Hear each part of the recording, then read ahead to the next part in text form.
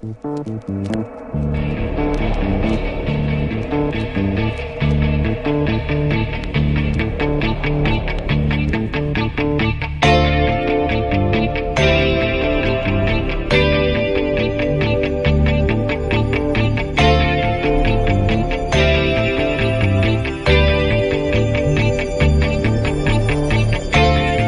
김호준입니다. 어제 국방부 업무보고 자리에서 이런 표현이 등장했습니다. 그 많은 돈으로 뭐 했나. 이 표현이 딱 맞는 예를 하나 들어보죠. 그는 작년 병영생활관 내무반이죠. 개선 작업을 마치기 위해 2조 6천억 원이 더 필요하다고 했습니다. 노무현 정부 시절 장병 한 명당 침대 하나씩 설치된 내무반으로 바꾸겠다며 시작된 이 국정과제로 그는 이미 지난 10년간 6조 8천억 원을 쓴 이후의 일입니다. 60만 명 장병에게 에이스 침대 하나씩 사줘도 6천억 원이면 됩니다. 장병 주거 면적을 6.3제곱미터로 3배 확정해 준다고 했었는데 작년 기준 공공건설 임대주택 표준건축비가 1제곱미터당 100만 원 수준입니다. 그러니까 민간 임대 아파트 수준으로 내무반을 새로 지어도 4조 정도면 되는 겁니다. 그런데 2012년에 끝났어야 할 이 사업이 돈을 다 쓰고도 끝이 안 났고 추가로 2조 6천억이 필요하다고 한 거죠. 최순실 게이트가 한창이던 작년 11월 그는 슬그머니 사업 부실 문제를 발표합니다. 하지만 예산이 어떻게 사용되는지 그 집행 내역은 제시하지 못합니다. 상세 집행 내용이 없는데 돈이 다 어디로 갔는지 알 수가 없죠. 그 많은 돈 어디로 갔나?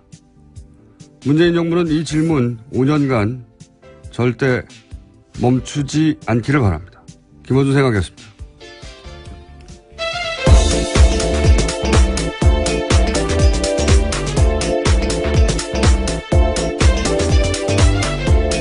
시사인의 김은지입니다. 네.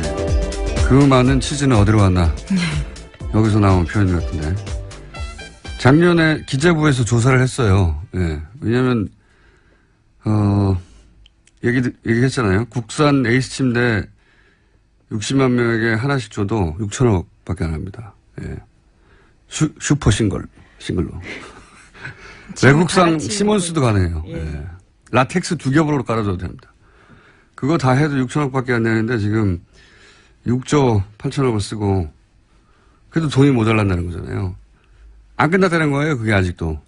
예. 그리고 아파트처럼 지어줘도 새로 4조면 된다는 거예요. 그 돈이 다 들어갔나 이거죠. 예.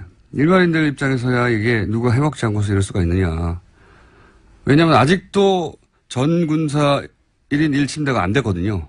네, 다 같이 묶고 있죠. 그게 된 것도 있긴 있어요. 근데 아직도 안 됐는데 이게 언제 시작된 거냐면 노무현 정부 시절에 우리 그 내무반이 6.25 때 내무반이다. 그래서 침대 하나씩 그리고 한 사람 앞에 2평 정도의 공간을 주겠다. 14년 전에 시작한 거예요. 아직도 안 된 겁니다. 이게 아직도. 예. 말도 안 되는 거라고 봅니다. 자, 그런 일이 있었고 어제 첫 번째 뉴스는요. 네, 방금 들어온 속보부터 전해드리면요. 북한이 오늘 아침 중거리급 이상으로 추정되는 탄도미사일을 발사했다고 합니다. 합동참모본부 발표에 따르면요. 북한은 오늘 오전 5시 57분경에 평양시 순안 일대에서 동쪽 방향으로 불상의 탄도미사일을 발사했다라는 건데요. 합참은 세부 사항은 한미당국에서 공동 분석 중에 있다고 덧붙였습니다. 일본의 아베 정권 아주 신나겠군요. 미사일 쏴주니까. 북한이 미국과 대화를 원할 때나 뭔가 딜을 원할 때, 날 보라고, 하는 일인데, 청와대 군은 뭐 당연히 주목해야 되는 사안인데, 일반인들은 뭐 앞으로도 북미 대화가 있을 때까지 계속되는 그런 군사 퍼포먼스라고 이해하면 되겠습니다. 네. 그 정도로 하고, 자, 다음 뉴스는 뭡니까? 네, 박근혜 정부의 청와대 문건이 또 발견됐습니다. 이번에는 문고리 3인방 중 한 명으로 불린 안봉근 전 비서관이 이끈 제2부속실 문건인데요. 제2부속실 소속 공유 폴더에서 문건 파일이 9,000건 이상 발견됐다는 겁니다.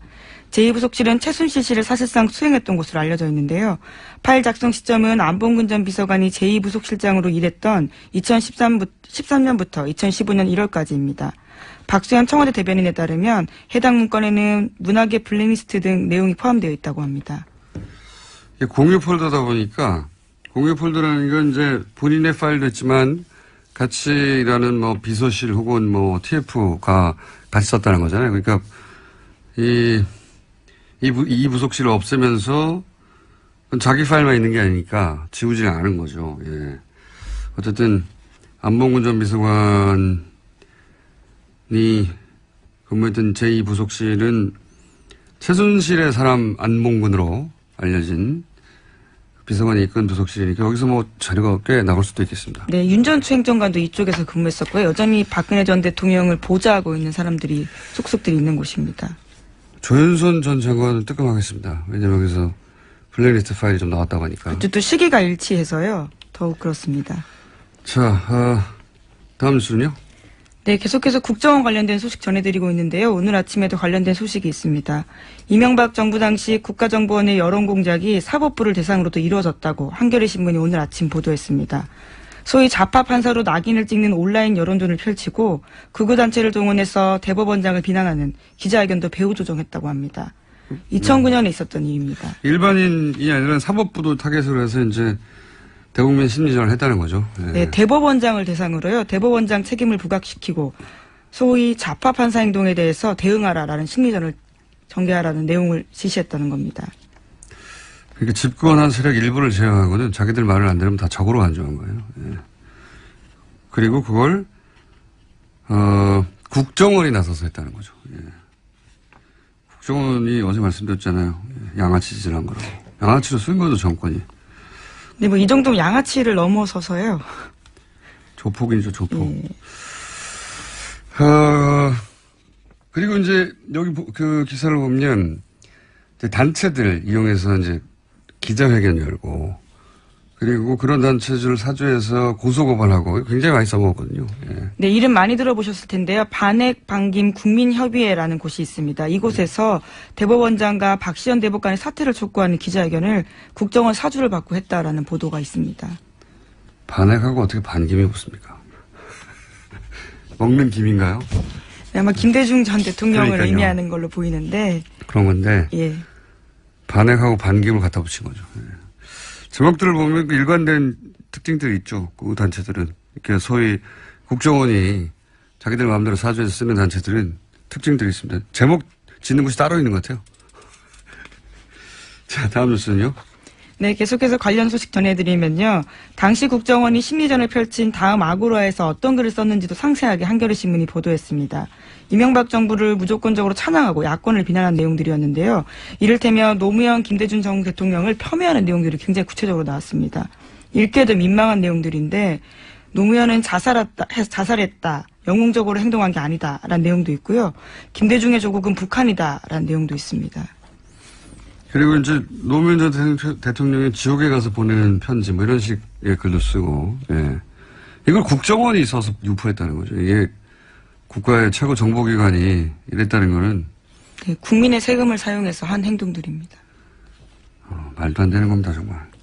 이런 짓을 했는데, 그런데 이제 지금 변론 재개해달라는 검찰의 요청은 원세훈 전 국정원장에 대해서 재판부가 기각을 했죠.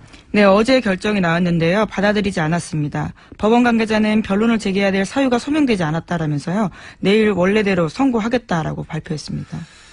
일반인 눈에서 보면은 국정원 민간인 30개 팀을 운영했다. 이거 사실 하나만으로도 검찰 변론 재개 신청을 받아줘야 하는 거 아니냐 이렇게 생각할 수 있는데 왜냐하면은 이 재판은 1심부터 정말 말이 안 되거든요. 1심 때 예를 들면 국정원 5팀, 예, 트위터를 담당했던 5팀의 김모 요원의 이메일을 뒤져가지고 트위터를 작성할 때 썼던 파일을 찾아냈어요. 근데 김모 씨가 법정에 나와서 자기는 그런 글을 쓴 기억이 없다고 그랬거든요. 자기 이메일이고 누구도 접속한 적이 없지만 하지만 그건 기억이 안 난다라고 이야기한 겁니다. 그랬더니 사법부가 어떻게 했냐면 본인이 쓴 기억이 없기 때문에 증거에서 빼줬어요. 엄청나게 범인에게 친절한 재판부였죠. 예. 그리고 공직선거법에 대해서는 심리전단 직원들이 계획적으로 했을 리가 없다. 계획적으로 했다고 볼 수 없다. 그래서 무죄입니다. 국정원법은 위반이지만 선거법은 그러니까 무죄라고 이야기했죠. 계획적으로 했다고 볼 수 없다. 말이 됩니까? 아무런 계획도 없이 무작위로 했다는 거예요, 이게? 자기들 마음대로? 하여튼 그렇게 말이 안 되는 판결이 났고요. 그래서 이 판결이 나자 이제 그때 김동진 부장판사가 지록이말하고, 예. 법치주의가 죽었다고 글을 썼었죠. 2심에서는 그나마 이제 다시 증거능력 그 김모 씨 파일 인정하고. 예, 법정 구속된 바 있습니다. 공직선거법도 위조를 했는데 대법원에서 다시 그걸 깼어요. 예. 다시 그 파일에 증거능력이 없다고. 이게 이렇게 되면 어떻게 되냐면 그 파일에서 나온 아이디가 200개가 넘고 또 연결된 아이디가 400개가 넘고 거기서 나온 그 수십만 건이 되는 게 다 글들이 증거에서 빠져버렸거든요. 예. 일종의 스모킹 건인데다가 범위를 굉장히 넓힐 수 있는 파일들이었는데요. 그것이 기각된 바가 그리고 고법으로 다시 돌아왔죠. 파기환송돼서. 예, 지금 그 재판입니다. 내일 선고가 나는. 이번 판사 말고 이전 판사님이 이제 김시철 부장판사님이었는데 제가 이름을 특별히 이야기한 이유는 대단한 재판이었기 때문입니다. 왜냐면은 김시철 판사님이 일단 원세훈 전 원장을 보석으로 풀어줍니다. 그것부터 시작을 하고 그리고 보통 검사 변호사가 판사 앞에 싸우잖아요. 이 재판에서는 원세훈을 잡으려는 검사와 원세훈을 풀어주는 편들은 판사가 싸우는 재판장이었어요. 그래서 이 판사님은 국정원 댓글을 뭐라고 표현했냐면 손자병법의 용병술로 표현했습니다. 이 취재기자들 사이에서 굉장히 말이 많았습니다. 네. 비판하는 목소리도 컸고요. 손자병법의 용병술 국정원 댓글이 국정원이 정치 개입을 한 게 아니라 그런 식으로 표현을 했었기 때문에 물론 지금 재판부는 그 재판부가 아니에요. 바뀌었어요. 그런데 어쨌든 변론 재개는 기각했고 여기서 이제 만약에 원세훈 전 원장에 대해서 선거법 위반 혐의 같은 게 무죄로 나버리면 이제 일사부재를 위해서 다시 다룰 수가 없거든요. 끝난 거거든요. 예, 동일 범죄에 대해서는 2번 기소할 수 없기 때문에요. 결과적으로 그렇게 되는 겁니다. 걱정이 됩니다. 자. 네, 내일 결과가 나옵니다. 하나 정도 더 할게요. 예, 오늘 미니가 있기 때문에 미니 인터뷰가 잡혀있습니다. 네, 어제 이유정 헌법재판관 후보자에 대한 인사청문회가 있었는데요. 여기서 자유한국당 정가윤 의원의 발언이 논란이 되고 있습니다. 문재인 대통령을 향해서 지속적으로 헌법을 위반하고 있다면서 탄핵 사유에 해당한다라고 발언했습니다. 예. 자기 주장으로 실제 탄핵이 될 가능성이 1%라도 있다고 생각했을까요? 그런 생각 본인도 안 합니다. 본인도 탄핵 사유라고 말해놓고 이걸로 탄핵될 리가 없다고 확률은 제로라고 생각하면서 TV 중계될 때 이런 말을 하는 게 이제 나한테 관심 좀 가져달라는 거죠. 예. 그런 이벤트로 생각하시면 되고 사유도 너무 억지예요. 예. 예를 들어서 뭐 신고리 건설 중단 이게 이제 헌법 23조 3항 위반 뭐 중단도 아니고 현재는 공론조사준비위원회가 돌아가고 말을 있습니다. 그렇게 해서요. 예. 예. 건설 중단 결정은 헌법 23조 3항을 위반했다 그래서 탄핵이라고 해서 이게 뭔가 싶어 봤더니 이게 재산권 수령에 대한 조항이더라고요. 그러니까 뭐 예를 들어서 과수원에 고속도로 냈다. 그렇게 과수원 땅 수용하면 그 주인한테 보상금을 법대로 줘야 한다. 이런 소리거든요. 이게 무슨 탄핵 신고리 중단과 연결이 된 건지 모르겠는데 이해가 안 가지만 굳이 이해하실 필요는 없습니다. 아무 의미 없는 말이기 때문에. 그리고 뭐 이런 것도 있어요. 헌법에 독일에 가서 문재인 대통령이 영구적 남북 평화 공존 체제를 얘기했다. 탄핵감이다. 무슨 소리인가 했더니 영구적 남북 평화 공존 체제라는 건 남북 분단이 영구적으로 계속돼야 한다는 소리 아니냐. 통일 포기한 거 아니냐. 헌법 위반이다 했는데 이게 또 완전한 왜곡인 게 영구적 남북 평화 공존 체제라고 한 게 아니라 항구적 평화 체제라고 했어요. 여기다가 남북 공존이라는 단어를 넣어서 통일을 포기했다고 우기는 거죠. 역시 뭐 이해할 필요는 없습니다. 하여튼 뭐 그래서 탄핵이라고 열심히 주장하시고 기사도 크게 났고 포탈에 그리고 욕도 많이 드렸으니까 퍼포먼스 성공한 겁니다. 예. 오늘은 미니 인터뷰 하나 잡혀 있어서 여기서 넘어가야 될 것 같은데 MBC, KBS 기자들이 제작 거부에 돌입했죠? 예, 네. 경영진 사태 촉구하면서요. 제작 거부 돌입했습니다. MBC는 오늘까지 찬반 투표 진행해서요. 가결될 경우 다음 달 4일부터 총파업 들어갑니다. 네. 이 시점에 저희가 미니 인터뷰 하나 연결해 보겠습니다. MBC, KBS 기자 경영진 사태 촉구하면서 제작 거부에 돌입했는데 MBC, KBS 기자들에게 사실은 용기를 준 영화가 있어요. 예. 공범자들, 저희가, 가처분 신청 때 한번 연결했었는데, 어제 관객 수가 15만 명을 돌파했다고 하네요. 공범자들을 만든 최승호 PD 잠시 연결해 보겠습니다. 안녕하십니까? 네, 안녕하세요. 예. 반갑습니다. 네. 축하드립니다. 감사합니다. 네. 네. 자백의 흥행을 넘어선 거죠, 지금? 예, 그렇습니다. 예, 자백은 14만 3천 명이었는데, 어제 공범자들이 15만 6천 명이니까. 네. 목소리가 약간 거만해지신 것 같습니다. 예. 뭐 덕분입니다. 뉴스 공장에서도 이렇게 다뤄주시고. 목소리를 쫙 알고 이렇게 거만해지신 것 같은데. 자, 사람들이 이렇게 그 공범자들을 많이 찾는 이유는 뭐라고 생각하십니까? 공영방송 내부 사정에 대해서 많은 분들이 사실 몰랐어요. 그동안 보수 언론들을 굉장히 이제 보도를 안 하고, 했기 때문에. 근데 이제 이 상황을 보니까 너무 이제 이런 일까지 벌어졌느냐. 엽기적인 상황이 보이니까 굉장히 많이 놀라시고. 예를 들어서 엽기적 상황 하나만 소개해 주십시오. 영화에 나오는. PD 수첩, 왜 아주 뛰어난 PD, 불만 제로를 기획까지 했던 그 PD를 아이스링크에 보내가지고 눈 치우도록 만드는 뭐 이런 장면들. 건강을 위해서 그런 건 아닐까요? 예? 건강을 위해서 눈 치우고. 예, 기자들, 아나운서들 뭐 다 그렇게 보내서 완전히 그냥 이제 우리가 이제 보면은 돈 받고 달라고 이렇게 오시는 분들 이렇게 하고 할 때, 물론 당연히 이제 하는 일이긴 하지만 굉장히 이제 기자로서는 굉장히 자괴감이 많이 든다, 뭐 이런 이야기도 했고, 대부분, 그러니까 굉장히 많은 기자 PD들을 그런 식으로 비제작 부서 뭐 협찬 따오는데 뭐 이런데, 세트장 관리하는 직무, 이런 쪽으로 보내가지고, 뛰어난 사람들일수록 업무에서 배제시키는 이런 상황이 보이니까 이해를 할 수가 없죠. 예. 그걸 이제 생생한 화면으로 보게 된 건데, 그 영화의 어딘가에 이명박 전 대통령도 등장하지 않습니까? 네네, 등장합니다. 예.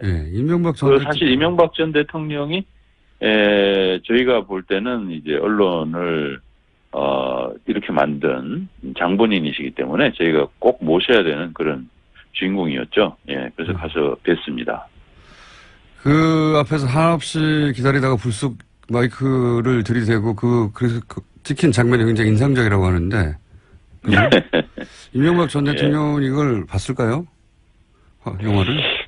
글쎄요, 영화를 보시기까지 하시겠어요? 근데 이제 아마 보고는 받았겠죠? 예, 보고는 받았으리라고 봅니다.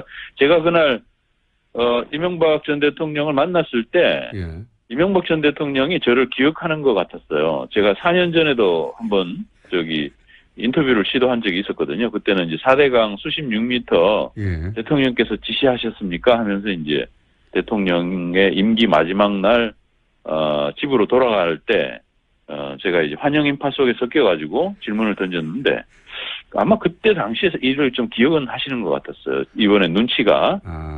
제가 이제. PD님 얼굴이 그렇게 기억할 만큼 특별한 얼굴은 아닌데요. 근데 이제 어쨌든 제가 4년 만입니다. 반갑습니다. 이렇게 이제 질문을 하니까 이분이 굉장히 이제 반가운 얼굴로 오셨어요. 그래서 악수도 하고. 나중에는 이제, 제가 질문을 던졌거든요. 언론의 파괴자라는 그런 평가가 있는데 어떻게 생각하시냐고 그랬더니 이제 이제 유체이탈하는 그런 답변을 하면서 저한테 딱 질문을 던지는데 요새 뭐 해요? 이렇게 물으시더라고요. 관심이 좀 있으시다는 얘기죠. 그 장면이 지금 화제가 좀 되고 있고. 네. 근데 이 영화도 이제 힘이 보탬이 크게 된 것 같습니다. 이 MBC여서 KBS 기자들도 이제 제작 거부에 돌입했는데 오늘 총파업 찬반 투표도 MBC 노조에서 한다고 하고 아마도 가결될 것 같은데 분위기상.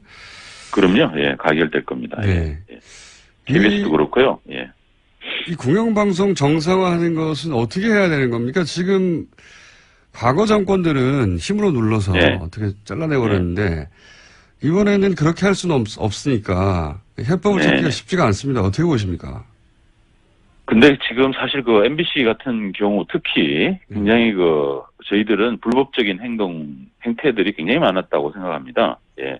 내부적으로 뭐 부당노동 행위부터 시작해서 여러 가지 형태의 불법 행위들이 많았는데 그걸 저희들이 계속 이제 검찰이나 노동부에도 박근혜 정부 시절 고발도 하고 방통위원회에도 이 문제 이렇게 관리 감독 제대로 하지 못하는 방문진을 해결해 달라 이렇게 요구를 했었는데 지금까지 외면해 왔어요. 그런데 이제 새 정부에서는 그 문제를 원칙적으로 법과 원칙에 따라 가지고 검토를 하고 있는 중입니다. 노동부 같은 경우는 이제 특별 근로 감독을 해서 지금 이제 기소 의견으로 검찰에 송치한다는 얘기가 있고요.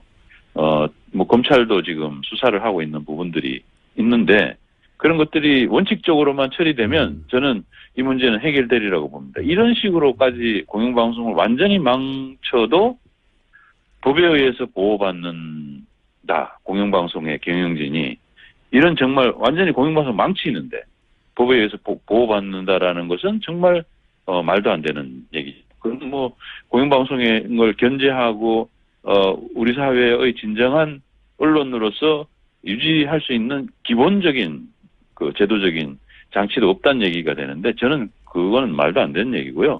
뭐 충분히 깊은 조사가 이루어지면 조치할 근거들이 많을 거라고 봅니다. 알겠습니다. 법대로만 하면 해결될 거다 이런 말씀이신 것 같고. 네네. 자, 15만 돌파해서 저희가 한번 짧게 연결했는데 앞으로 25만 돌파하면 그때는 제가 모른 척하겠습니다. 그때 되면 저희가 좀 다뤄주십시오. 네, 예. 그때 되면 스튜디오 한번 다시 모시겠습니다. 감사합니다. 네, 감사합니다. 네.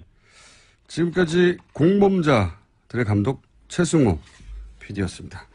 자, 민유 여기서 마치고 국제뉴스로 이런 거 있었어요. 휴스턴. 네, 지금 한창 태풍이 불었어요. 네. 예. 제가 이 이야기를 하고 넘어가는 이유는 뭐냐면 이렇게 되면 아마 기후변화협약 탈퇴한 것에 대해서 이 사태 끝나고 나서 트럼프 대통령이 또 욕을 먹지 않을까. 예. 여기까지 하겠습니다. 시사인의 김은지였습니다. 감사합니다.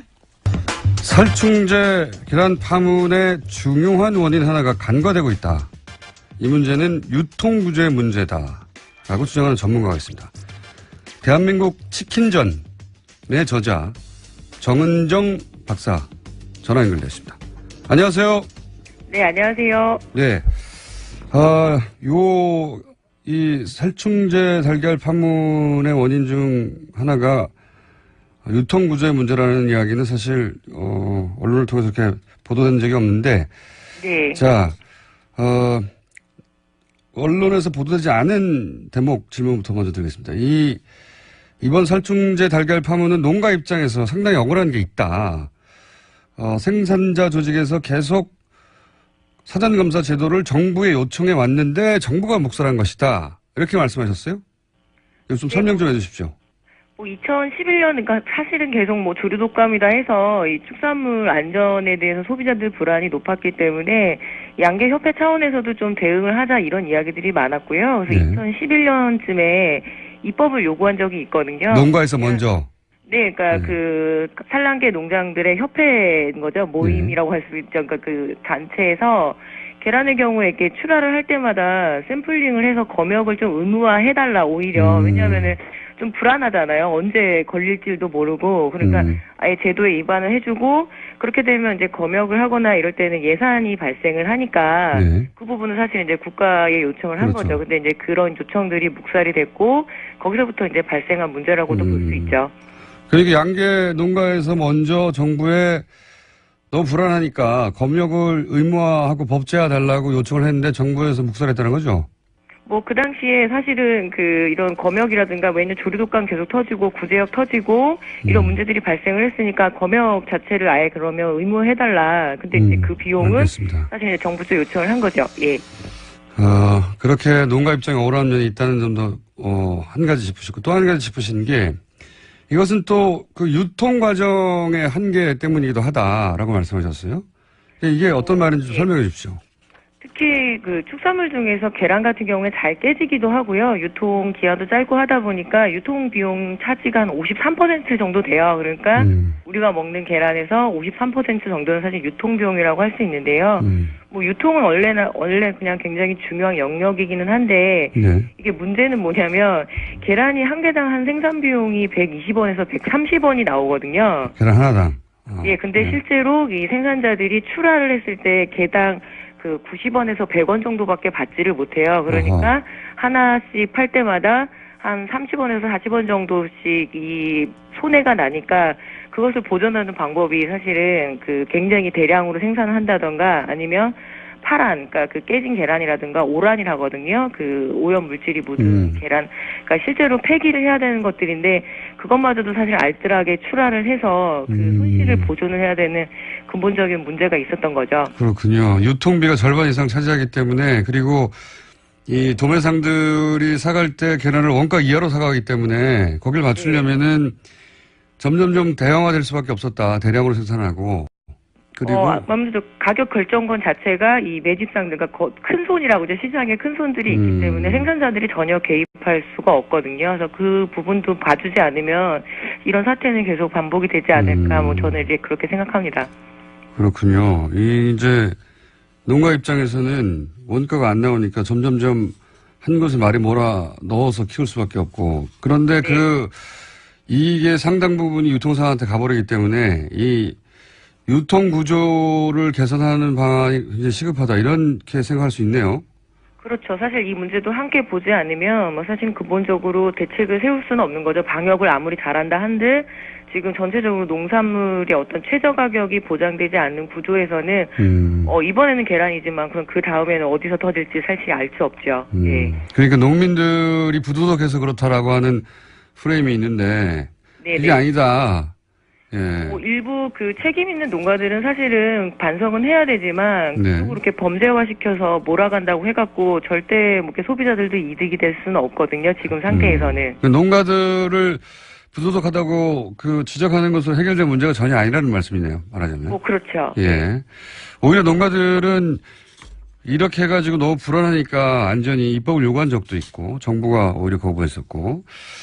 자, 이런 이야기 나옵니다. 저도 이제 그런 생각을 잘 모르면서 하긴 했는데, 동물 복지를 생각하는, 동물 복지에 관심을 가지고 동물 복지로 전환해서 한국 축산을 그렇게 구조 개선해 가야 된다. 이런 주장이 이제 조금씩 나오고 있긴 합니다. 근데 이제 현장을 잘 아신 전문가로서 이 동물 복지를 전환하자고 하는 주장이 가진, 뭐랄까요. 현실을 잘 모르는 측면, 이걸 좀 설명해 주십시오.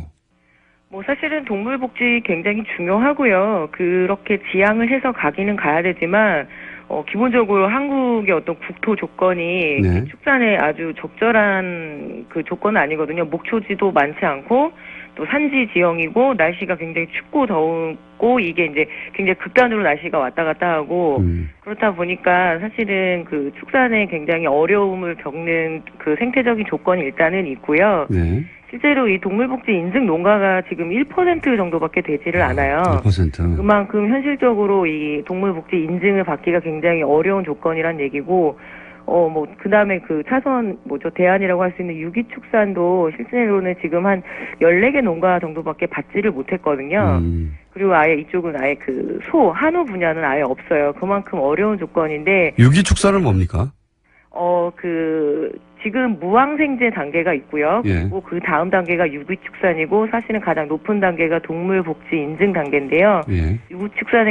유기축산의 경우에는 그 유기사료, 그러니까 그 동물들이 먹는 사료에 대한 사양 자체가 유기사료여야 되고 그리고 좀 몇 가지 조건들이 조금 더 있어요. 그런데 그러니까 항생제를 쓰지 않는 단계, 그 다음에 사료를 친환경적으로 만든 단계, 그 다음에 동물복지 이렇게 되는 겁니까? 예, 그런데 인증 자체가 상당히 받기도 어렵고 그건 현실적인 조건이 발현이 안 된다라는 얘기거든요. 그래서 사실은 지금 뭐 동물복지가 굉장히 대안인 것처럼 나오기는 했지만 좀 여론에 떠밀리는 면도 있고 그렇게 가야 된다라고 지향점은 반드시 잡아둬서 목표로 가긴 해야 되지만 당장 실현시키기에는 사실은 거의 저는 불가능하다고 봅니다. 게다가 이런 식으로 동물 복지를 신경 써서, 그러니까 뭐, 방사해서 키우고, 또 유기농으로 만든 뭐 사료를 주고, 이러려면 비용이 굉장히 많이 들 거 아닙니까? 그렇죠. 비용이 이전이 되고 사실은 그동안 우리가 계란을 소비해온 거는 가정에서는 네. 그 계란을 굉장히 귀하게 먹죠. 반찬으로. 그런데 이게 2차 가공 영역에서 특히 제과, 제빵 그리고 가공식품의 굉장히 핵심 재료이기 때문에 네. 이 그 대량 생산되는 가공식품을 이 가격에 많이 먹고 그리고 실제로 로스율이라고 하죠. 그러니까 그 생산자가 그러니까 가공식품을 만들 때 이 부분, 그 폐기율까지 계산을 해서 손해보지 않도록 그 가격이 이전이 돼 있는 거거든요. 그렇다 보면은 당연히 계란값은 굉장히 싸야 됐었고, 그러니까 저렴했어야 됐었고, 우리가 좀 일상적으로 또 가공식품 같은 경우에는 저렴한 그 매력이 있기 때문에 먹는 거잖아요. 그래서 그 구조가 사실은 들여다보지 않게 되면 반복적인 문제가 그 발생할 수밖에 없는 거죠. 그렇군요. 이 문제를 근본적으로 해결하려면 유통 문제도 개선이 돼야 되고, 그리고 동물복지나 유기축산을 하는데 들어가는 고비용을 정부가 좀 보조금도 지원해 줘야 되고, 그래서 그쪽으로 유도해 줘야 되고, 소비자도 이렇게 생산된 계란은 조금 더 비싸더라도 기꺼이 사주겠다는 인식의 변화도 있어야 되고, 이게 쉬운 문제가 아니네요. 그죠? 그렇죠. 소비자, 뭐 생산자, 유통업계, 그리고 정부 관계자들까지 다 같이 얽혀있는 문제이기 때문에 하나하나 분절해서 대책을 세우면 사실은 또 이런 문제는 반복될 수밖에 없고, 오히려 이제 이런 각 영역에 있는 이해관계자라고 해야 될까요? 이런 사람들이 모여서 라운드 테이블을 마련해서 어느 정도 선까지 우리가 먹을 수 있는지 사회적 합의를 이뤄내는 게 오히려 더 중요한 문제라고 저는 봅니다. 이게 소비자들이 계란이 뭐 300원대 정도 되는 걸로 제가 아는데, 소비자들이 싼 값에 많은 양을 먹겠다, 이렇게만 생각하면 이 문제는 해결이 안 되겠군요. 그렇죠. 사실은 계란값이 300원 된 지도 얼마 되지는 않았거든요. 그동안에 거의 200원대에 머물렀었는데, 이게 조류독감이 터지고, 그리고 이제 계란 생산량이 떨어지면서 300원 된 지도 얼마 되지 않았어요. 그러니까 굉장히 오랫동안 그 저가로 우리가 이제 쉽게 접근해서 먹고 왔던 대표적인 식재료라고 할 수 있죠. 알겠습니다. 그 기본적인 문제점은 알게 됐고요. 한 가지만 더 여쭤볼게요. 그래서 오히려 대기업 제품을 먹어야 되는 거 아니냐, 이렇게 소비자들이 다시 대기업 제품을 선호하는 쪽으로 돌아서고 있는데, 이거는 또 문제가 없습니까? 뭐 아무래도 그 대기업들이 훨씬 더 관리를 잘하지 않나? 특히 예, 그렇죠. 계란 사업에 굉장히 대기업들이 진출을 하고 싶어 했고요. 어느 네. 정도 이제 진출을 해 있는데, 사실은 그렇다고 해서 지금 뭐 대형 그 식품 대기업들도 이런 식품 사고가 안 나는 건 아니거든요. 예. 근데 그 여태까지 그래도 농민들이 생산을 해왔던 농업의 영역이 다시 이렇게 기업 단계로 넘어가는 거는 사실 소비자들한테도 그렇게 바람직한 일은 저는 아니라고 보고요. 좀 대책을 천천히 세우는 것이 좋지, 급박하게 그냥 이렇게 일이 터졌으니까 이거 좀 더 관리 잘해볼 수 있는 대로 넘길까, 이렇게 되면 또 농민들 같은 경우에는 대기업에 좀 소속돼 버리는 상황이 벌어지기 때문에 그 부분은 제가 굉장히 많이 우려를 합니다. 그렇군요. 골목에 대기업들 진출한 것처럼 뭐 그렇게 이 계란 농가도 그렇게 변해버릴 수가 있겠군요. 네. 자, 이 문제의 기본적인 틀은 알았고요. 정부가 이제 관련해서 식약처에서 대책을 내놓겠죠. 그러면 다시 한번 연결해서 제대로 된 대책인지 한번 여쭤보도록 하겠습니다. 오늘 말씀 감사합니다. 네, 고맙습니다. 네. 지금까지 농촌농업사회학자 정은정 박사였습니다. 2부에서 만납니다. 오늘은 2부가 청취율이 더 높거든요. 칼폴라니 사용연구소 정태수 선생님 나오셨습니다. 안녕하십니까? 네, 안녕하세요. 네. 2부가 한 2배는 높을 거예요. 그러니까 여기서 단번에 가입자 10명으로 올라가시기 바랍니다. 네, 확인해 보겠습니다. 자, 오늘 주제가 재밌는 걸 가져오셨네요. 이 관련형 전자담배 세금 어떻게 할 것인가.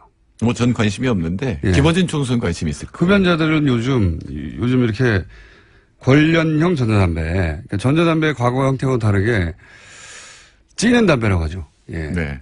굉장히 인기 있습니다. 최근에. 근데 이제 요새 세금 올린다니까 사재기까지 일어나고 있으니까요. 왜냐하면 담배가 4,500원인데 이 관련형 담배가 4,200원이거든요. 아, 200원이에요? 300원 아니고. 4,200원일 겁니다, 제 기억으로는. 그러다 보니까 여기서 세금을 담배처럼 매겨버리면 5,000원 넘어가니까. 아, 지금 한 1,700원 덜 세금이 붙었어요. 그러니까 보통 지금 우리나라 담배가 한 75%가 세금이거든요. 네. 그러니까 한 3,300원 정도가 세금인데 지금 관련형 담배는 1,750원 정도 붙었으니까 반 정도 지금 붙어 있는 거죠. 그러니까 만약에 1,700원을 그대로 올린다면 다 올리고 세금을 다 올리고 다 올린다 그러면 6,000원이 넘어가죠. 6,000원. 그럼 아무도 안 필 가능성이 높아지는 그렇죠. 거죠. 그러니까 이제 필립 모리스로서는 비상이 걸린 거죠. KTNG는 좋아하겠네요. 그럼요. 예. 근데 지금 문제는 기재부예요. 제가 이렇게 기사를 이제 쭉 봤더니 이 김광림 의원이 제기를 해요. 예? 자유한국당이잖아요. 근데 이 기재부 차관 출신이잖아요. 네. 그리고 이 기재부에서 김동연 부총리가 이 부분을 갖다가 조세 공백 이런 얘기를 하잖아요. 근데 이게 왜 그러냐면은 담배세에 6개의 세금이 붙어 있는데 합치면 12조 원 정도 1년에. 그리고 작년에 담배값 2,000원 올려서 5조 5천억이 더 거쳤거든요. 5조 4천억이 더 담배 거쳤거든요. 피지 말라고 하면서 정부가 만들어내죠. 예, 그래서 이제 8%가 줄면 뭐 3조 5천억 원 정도 증세될 거라고 예상했는데 무려 5조 4천억 원. 그러니까 안 줄었다는 얘기거든요. 4,300원이랍니다. 예, 근데 만일에 이 관련형 담배가 막 늘어나면 그렇게 되면 세수가 줄어들고. 세수가 왕창 줄어들고 최대로 줄어들면 5조 원이 줄어들거든요. 세수도 줄어들지만 불공정한 경쟁이라고 생각하는 거죠. 200원, 300원도 사실은 뭐랄까요, 판매 촉진 요인이 되니까. 그렇죠. 예, 기존 담배 뭐 KTNG 입장에서는 아니 이게 똑같은 담배인데 이게 이제 꽂아서 찌는 거라고 해서 뭐 이렇게 주장하고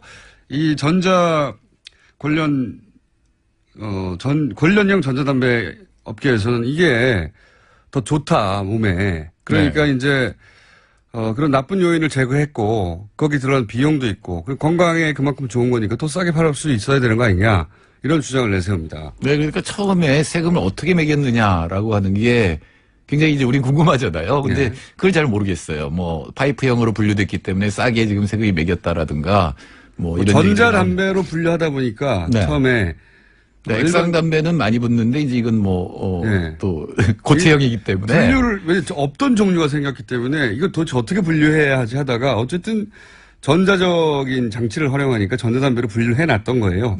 그런데 이제 실제 출시되고 보니까 사람들의 반응도 보고 그리고 실제 이제 사용된 형태를 보니까 그 일반 담배가 거의 똑같거든요. 그렇죠. 예, 그러다 보니 이제 아니 저 뭐 냄새는 덜 난다면서요.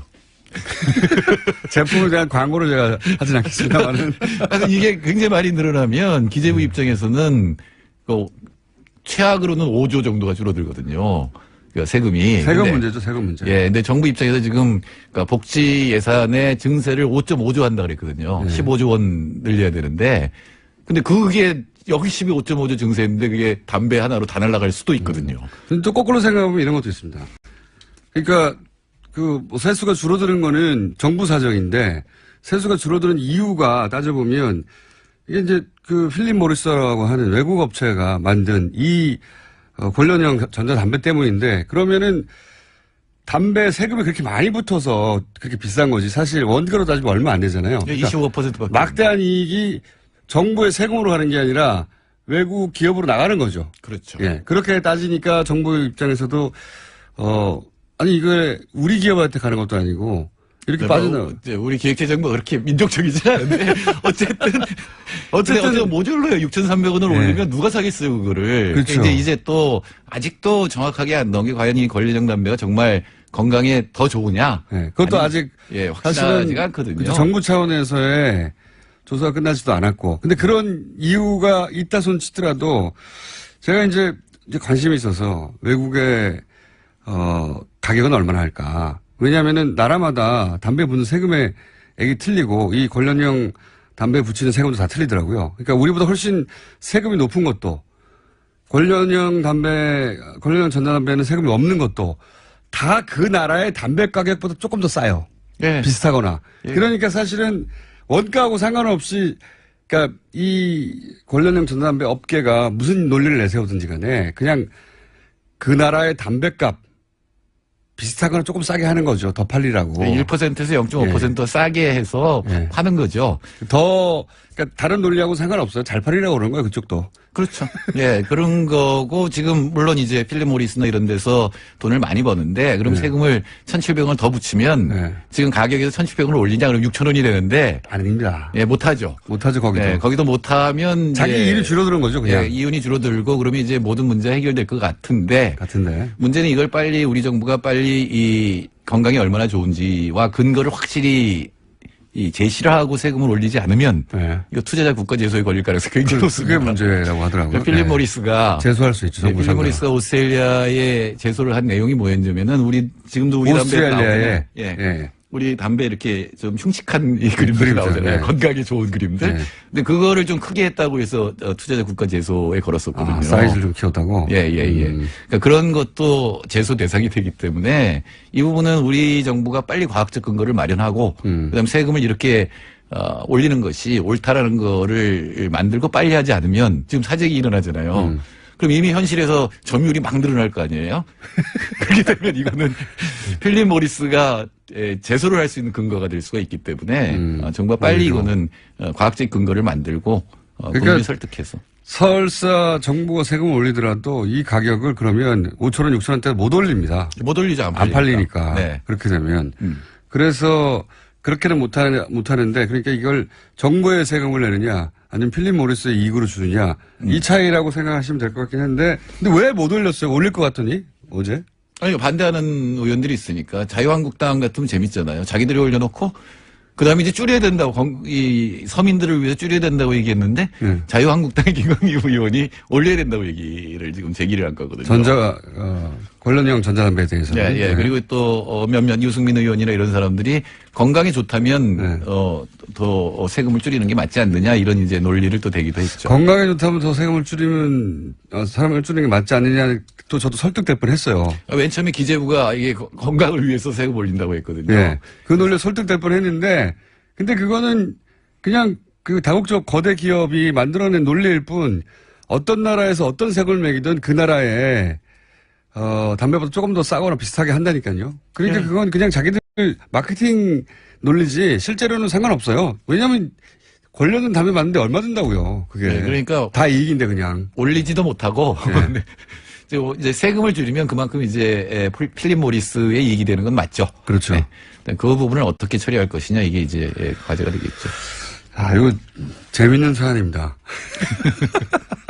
재밌는 사안인데 실제 다른 나라에서는 어떻게 결론 나가는지 모르겠는데 또 하나 약간 재밌는 포인트는 KTNG가 이게 일본에서는 점유율이 굉장히 높아지고 있다고 해요. 일본에서 먼저 유행했는데 우리도 지금 꽤 유행인 걸로 아는데 이렇게 높아지면 KTNG는 어떡합니까? 뭐 KTNG도 뭔가를 또 개발을 하겠죠. 다만 저는 흡연자로서 부탁드리고 싶은 거는 세금이 많이 들어오면 좀 흡연자의 권리를 좀. 제 말이 그 말입니다. 세금을 많이 걷어놨으면 예를 들어서 서울역 예를 들어보죠. 서울역 앞에 흡연 공간이 있어요. 거기 들어가고 싶지 않아요. 그렇죠. 그 돈 다 어디서 썼습니까? 그 사실 흡연자들을 위한 공간에서 흡연자들이 낸 세금이니까. 네, 그 세금이 12조 원이면 너무 더러워요. 12조 원이면 어마어마한 세금이에요. 우리나라 1년에 드는 1년 전체로 걷는 상속증여세가 5조 원밖에 안 돼요. 그 많은 돈을 들여서 서울역 앞에 환기 잘 되고 깨끗한 흡연실을 못 만들어주나요? 아, 지금 처참하거든요, 거기 가보시면. 그러니까 흡연자의 건강을 위해서 좀 신경을 써달라고 얘기를. 그러니까요. 자, 세금 그렇게 많이 걷었으면은 좀 신경 좀 써주십시오. 화납니다, 그때마다.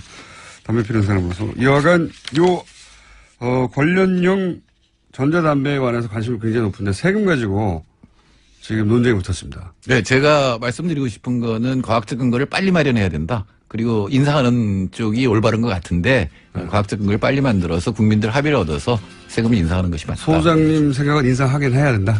그렇죠. 네. 여기까지 하겠습니다. 칼플라닛 사회경제연구소 정태수 소장님이었습니다. 감사합니다. 네, 감사합니다. 핫해.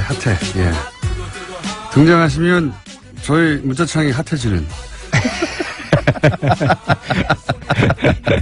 바른정당 하태경 최고위원 나오셨습니다. 예, 해운대 하태경입니다. 반갑습니다. 예. 염색하신다고 한 거는 주변에서 말립니까? 아니면 하라고 합니까? 상충되는 의견이 있는데요. 예. 한쪽 의견은 좀 뭐 지지율이 오른다든지 예.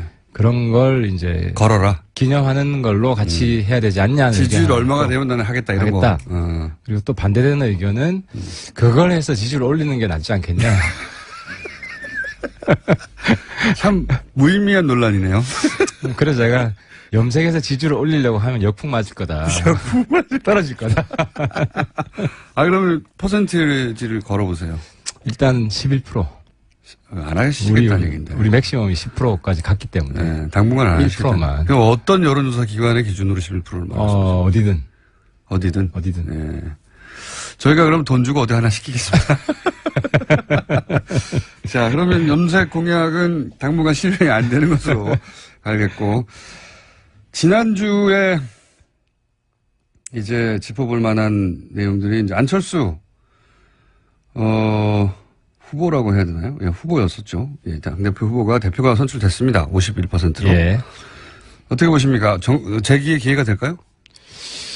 안 대표가 처음에 나올 때는 예. 자기가 출마하지 않으면 민주당으로 넘어간다. 네. 국민의당 없어진다. 그렇죠. 뭐 이런 문제의식으로 나왔어요. 예. 근데 막상 나와보니까 천정배 후보 빼고 예. 심지어 정동영 후보까지도 뭐 바른정당 연대가 더 중요하다. 뭐 네. 이런 이제 분위기로 흘러가서 어쨌든 국민의당 분위기가 민주당으로 쏠리는 건 막은 건 성공한 것 같아요. 한 것 같고 근데 이제 문제는 예. 본인의 의도와 관계없이 바른정당 입장에서 보기에는 성공하겠다고 보겠죠. 우리 당 입장에서 보면 어쨌든 우군이 하나 는 거는 네. 상당히 뭐 고무되는 일이고요. 근데 안철수 입장에서 어쨌든 지방선거에 승부를 건 거죠. 그런 거겠죠. 네, 지방선거의 성과를 못 내면 안 되는 상황이 됐고 어쨌든 네. 본인이 어쨌든 각오를 해야죠. 본인이 직접 나가든지 나가는 걸 포함해서 네, 서울시장 얘기도 나오고. 부산시장 이야기도 나오고. 부산시장인데 박지원 전 대표가 서울시장 말고 부산시장 나가라고. 네. 제 생각에는 안이 부산 나가고 네. 박지원 대표가 뭐 전남지사 나가고 네. 뭐 이런 구도는 괜찮은 것 같아요. 서울시장 말고 부산시장이 낫다고 생각하십니까? 뭐 서울시장은 뭐 우리가 나가고. 유승민 화이팅. 유승민 전 대표가 서울시장을 노리고 있습니까? 본인은 거부하죠. 거부하는데 한 번 정말 거부입니까? 아니면 유승민 그런 점에서 완고한 면이 있어요. 한 번 거부하면 실제 거부? 본인이 끝까지 안 하는 그런 면이 있는데 뭐 한 번은 당을 위해서 네. 헌신하는 모습을 보일 수도 있다. 보여야 된다. 네, 헌신을 하면 그 당선은 안 될 거란 얘기잖아요. 뭐 떨어질 각오를 해야죠. 지금 상황에서. 알겠습니다. 그러면 그 얘기를 한다는 건 국민의당과 그리고 바른정당이 지방선거에서 후보들을 낼 때 서로 좀 조율을 거쳐서 그렇게 공조 체제로 갈 수 있다. 이런 전제가 깔려야 되는 지금은 겁니까? 그 전제는 아니고 네. 만약에 안철수가 부산시장 넣으면 네. 국민의당 후보 못 낸다. 의미 있는 후보 낼 수가 없어요. 없어요. 안철수 후보가 안 나와도 의미 없는 후보가 사실상 없는 거 아닙니까 지금? 안철수 본인이 이제 네. 나오는 거 말고는 네. 뭐 해볼 만하다. 의미 있는 후보가 없다는 것이고 저희들이 국민의당하고 연대 생각합니다. 네. 뭐 제가 뭐 솔직히 말씀드리면 생각하는데 일단 신뢰관계가 굉장히 중요하다. 이미 대선 때 연대 한번 해봤잖아요. 연대 시도를 한번 시도를 해봤잖아요. 네. 그래서 완전히 실패했거든요. 네. 근데 이제 연대를 시도해서 성공할 수 없는 연대를 하면 오히려 후유증이 더 커요. 네. 그래서 저희들은 상당히 신중하고 그래서 지금 시기에 연대는 정치개혁 연대를 한번 추진해 보자. 정치개혁 연대. 네. 그게 잘 되면 나중에 지방선거. 그래서 신뢰가 쌓이면. 네. 그러니까 지금 이제 안철수 대표의 긍정적 이미지도 있어요. 뭐 돌파하고 본인이 네. 국민의당을 만들어내고 이건 큰 성과인데 네.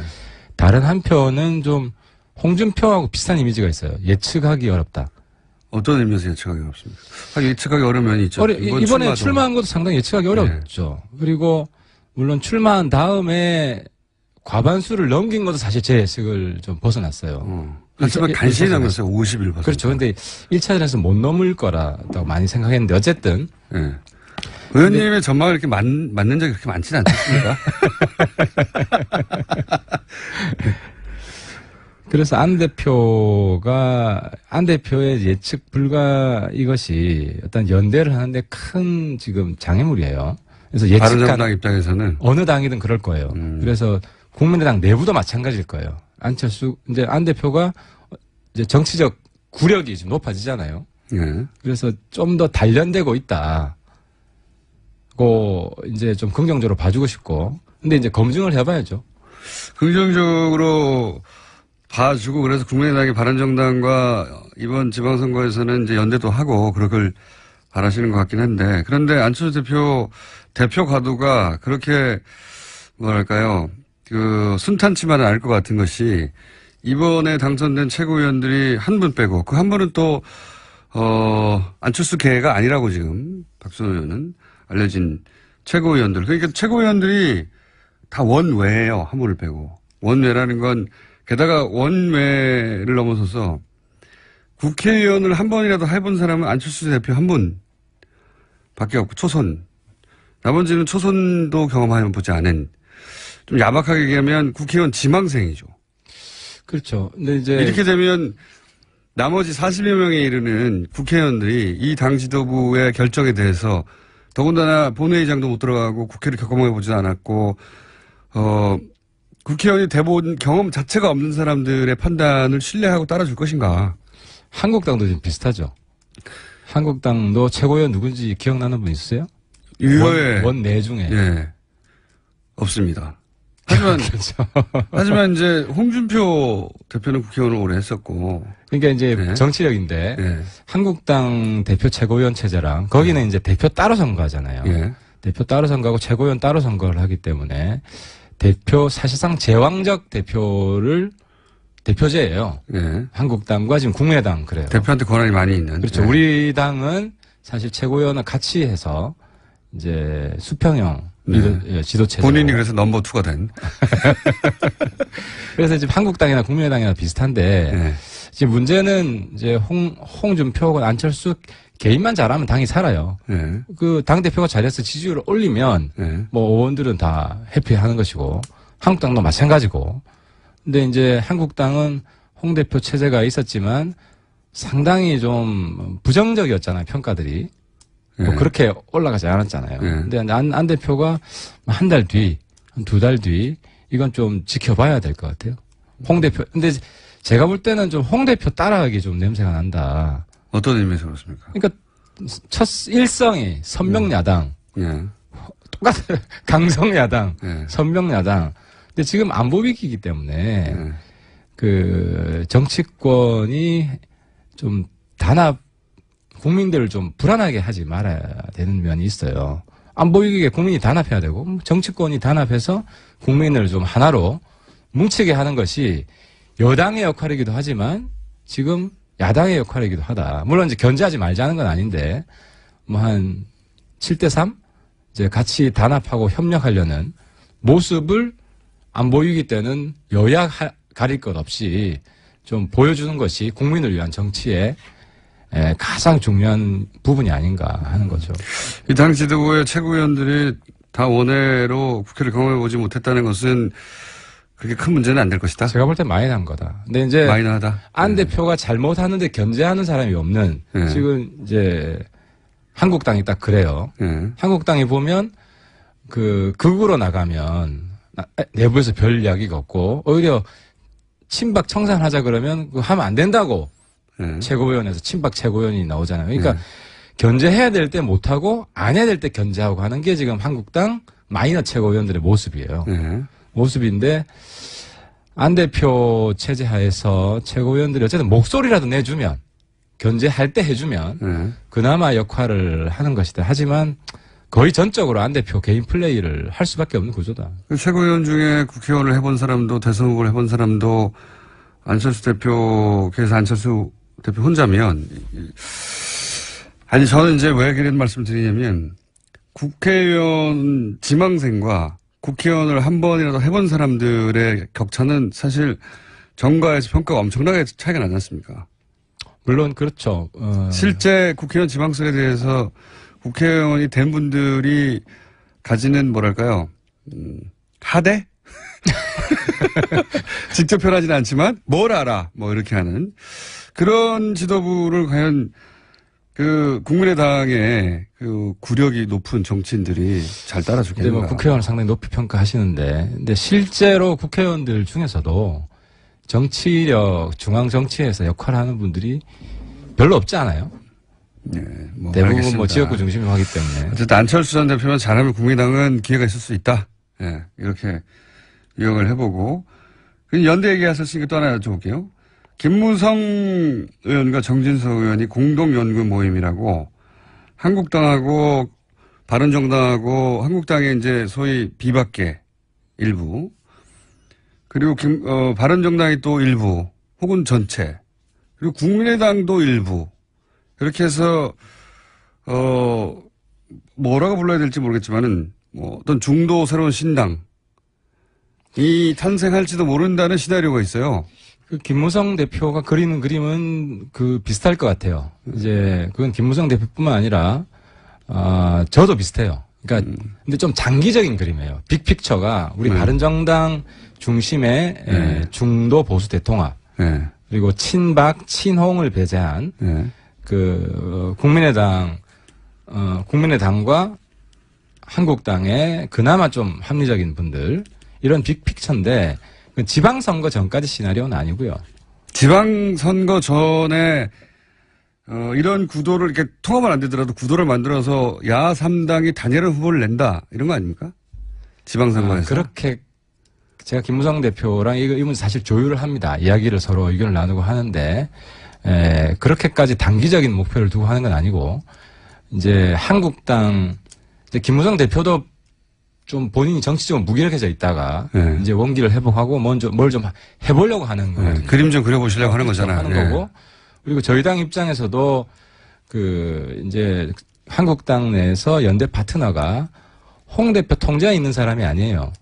정진석 대표도 본인이 원내대표를 해봤고 또 본인이 대표 나갈 생각도 했었고 그래서 홍 대표와 좀 거리를 두고 있는 어떻게 보면 내부 라이벌이기 때문에 이제 저도 그건 좋겠습니다라고 같이 이제 동의를 했던 건 간접적으로 홍 대표 체제 흔드는 효과도 있고 그 안에서 무슨 이야기를 하는지 정진석 대표나 김무성 대표, 홍 대표는 보고하지 않거든요. 않고 또 기본적인 취지는 홍 대표 체제가 그렇게 오래 가지 않는다. 라는 전제하에 아무리 길어봐야 지방선거고 지방선거에서 참패하면 대안 없는 한국당 체제가 될 것이고 그러면 오히려 지방선거 전도될 수 있어요. 상황에 따라서는. 근데 후에는 확실하고 그런 한국당의 혼란기에 우리 바른정당 주도로 중도 보수 전체를 재편하는 그런 이니셔티브를 주기 위해서는 그런 네트워크를 유지해 놓고 있는 것이 그렇게 이제 나쁘진 않다. 그러니까 결국은 바른정당, 이게 잘 성공적으로 진행되면 민주당이 지금 지지율이 워낙 높기 때문에, 물론 이게 지방선거까지 이어질지 모르겠지만, 민주당이 절반 정도의 포션을 먹기 때문에, 지금 민주당 대 국민당, 민주당 대 바른당, 민주당 대 한국당 후보로는 어려우니, 민주당 대 국민 바른 한국당의 일부 후보를 단일화해서 그거는 역사적 퇴행이고 그렇게는 그런 생각은 아니다. 그런 생각은 안 하고 왜냐하면 본인만 안 하시는 거예요, 김무성 대표? 아니 김무성 대표도 그렇게 비현실적이잖아요. 그럼 굉장히 현실주의자고 이게 이제 기본적인 시각은 민주당은 경쟁 대상이지만 한국당 지금 주류는 청산 대상이다. 한국당을 더 미워하시는군요. 청산 대상이다. 그래서 정우택 대표가 야 3당 단일 후보. 완전히 꿈 깨셔야 되고, 그거는 정치적으로 퇴행이다. 그래서 한국당하고는 완전히 저희들이 선을 그을 겁니다. 그리고 한국당 의원들이 지방선거 전에 나온다는 환상을 가지고 있지 않아요. 가지고 있지 않지만, 그래도 정치판은 어떻게 될지 모르기 때문에, 그리고 지금 홍준표는 바른정당 흔들게 하고 제가 솔직히 말씀드리면 우리도 한국당 흔들게 하는 거예요. 서로 흔들게 하는 거예요.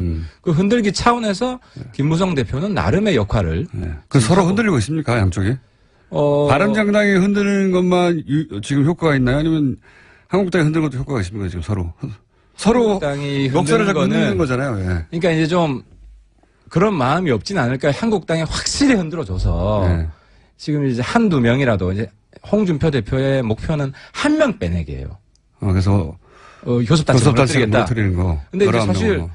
이 한 명이 나가면은 우르르 무너질 수 있다. 명분이 있어야 되잖아요. 명분이. 네. 그분 입장에서는. 네. 아니면 이미 13명 철새 파동을 봤기 때문에 네. 교섭단체도 무너지고 뭐 명분 없이 나가면 우리 당만 오히려 더 동정표를 얻을 수가 있어요. 네. 지난번처럼. 그렇죠. 지난번처럼. 그래서 근데 문제는 지금 한국당 내부 체제가 홍준표로 일사불란하게 단결되는 것도 아니고 네. 확실한 명분을 주는 혁신을 내부에서 하기가 쉽지가 않다는 거죠. 당장 그 혁신위원회 보세요. 혁신할 사람들이 그게 혁신위원회니까 수구위원회지. 일배위원회고. 일배위원회. 그러니까 이제 그런 면에서 볼 때 홍준표의 바른정당 흔들기 효과는 상당히 낮은 반면에 네. 우리는 은근히 이야기하지만 내부 동료가 꽤 될 것이고. 근데 여기서 내부 동료가 꽤 될 거라는 거는 짐작입니까? 아니면 실제 내부 동료를 느낀 적이 있어요? 있죠. 그 대표죠. 만날 때마다 뭐 하태경 홍 때리기 잘한다 뭐 이런 분들이 뭐 적지 않단 말이죠. 그 안에서도. 자유한국당 내에서. 그렇죠. 홍 때리기를 잘하니까 홍준표 대표를 흔들어서 본인들이 잡으려고 하는 것이 그렇다고 나와서 바른정당과 합치려고 하는 건 아니잖아요? 그 다음에는 어떻게 될지 모르는 거죠. 일단 흔들어 놔야 된다. 체제가. 그러면 야3당 단일 후보 이 이야기는 현실성이 없다고 보시는 거네요? 의원님은? 그거는 제가 말씀드렸지만은 결코 있어서는 안 되고 야3당 단일 후보는 역사적 퇴행이다. 오히려 왜 역사적 퇴행입니까? 시대의 변화를 우리도 보는 거죠. 시대의 진보를 생각하는 것이고 그래서 우리가 바른정당 만든 것이고 네. 그런데 청산해야 할 대상과 손을 잡는다? 예를 들어 87년 민주화 해놓고 전두환과 손을 잡는다? 그런 거랑 비슷한 거죠. 그렇게 바라보신다? 의원님만 그렇게 바라보시는 겁니까? 아니면 그건 아니에요. 우리 주류가 그래요. 지도부 다수가 그렇고. 지도부는 그렇게 생각한다. 예, 지도부 다 사실 경선 때 이 문제 가지고 피 터지게 우리 내부에서 싸웠어요. 이미 싸웠어요. 그리고 그 약간 이제 우리 바른당이 우경화해야 된다는 일부 흐름이 있었고 바른당이 중도로 가야 된다는 일부 흐름이 있었는데 이해운 대표랑 저랑 지지율 합치면 70%가 넘어요. 그 당내에서? 그렇죠. 예. 이게 바로 우리 바른당의 당심이고 민심이다 하는 거예요. 남경필 지사가 다른 이야기인데 하태경 의원 코너를 노린다고 연락이 왔어요. 실화입니다, 실화. 저 양보합니다. 남편 양보합니다.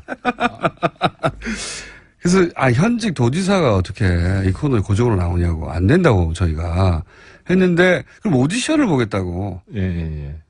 오디션 안 보고 제가 다음 주부터 하차하겠습니다. 글쎄 그건 마음대로 되는 건 아니고요. 어쨌든 야3당 단일 후보로는 의원님 보시기에는 이게 될 가능성은 낮지만 되어서도 안 된다. 그렇죠. 저는 만약에 그걸 추진하는 그걸 노선으로 추진하는 분이 당내에 있다면 저는 적극 맞서 싸우겠습니다. 어떻게 해요? 지금 이제 구체적으로 나오면. 네. 구체적으로 나오면. 지금 가상의 그러면 야3당 연대론이나 혹은 중도 통합 단일한 정당을 만들자. 론이나 이런 거는. 지방선거전에 합당은 없습니다. 지방선거전은 없다. 합당은 없습니다. 그런데 우리가 다음 대선 한참 남았잖아요. 네. 근데 이거는 다음 대선까지는 중도 혁신 대통합을 추진합니다. 다음 총선까지는요?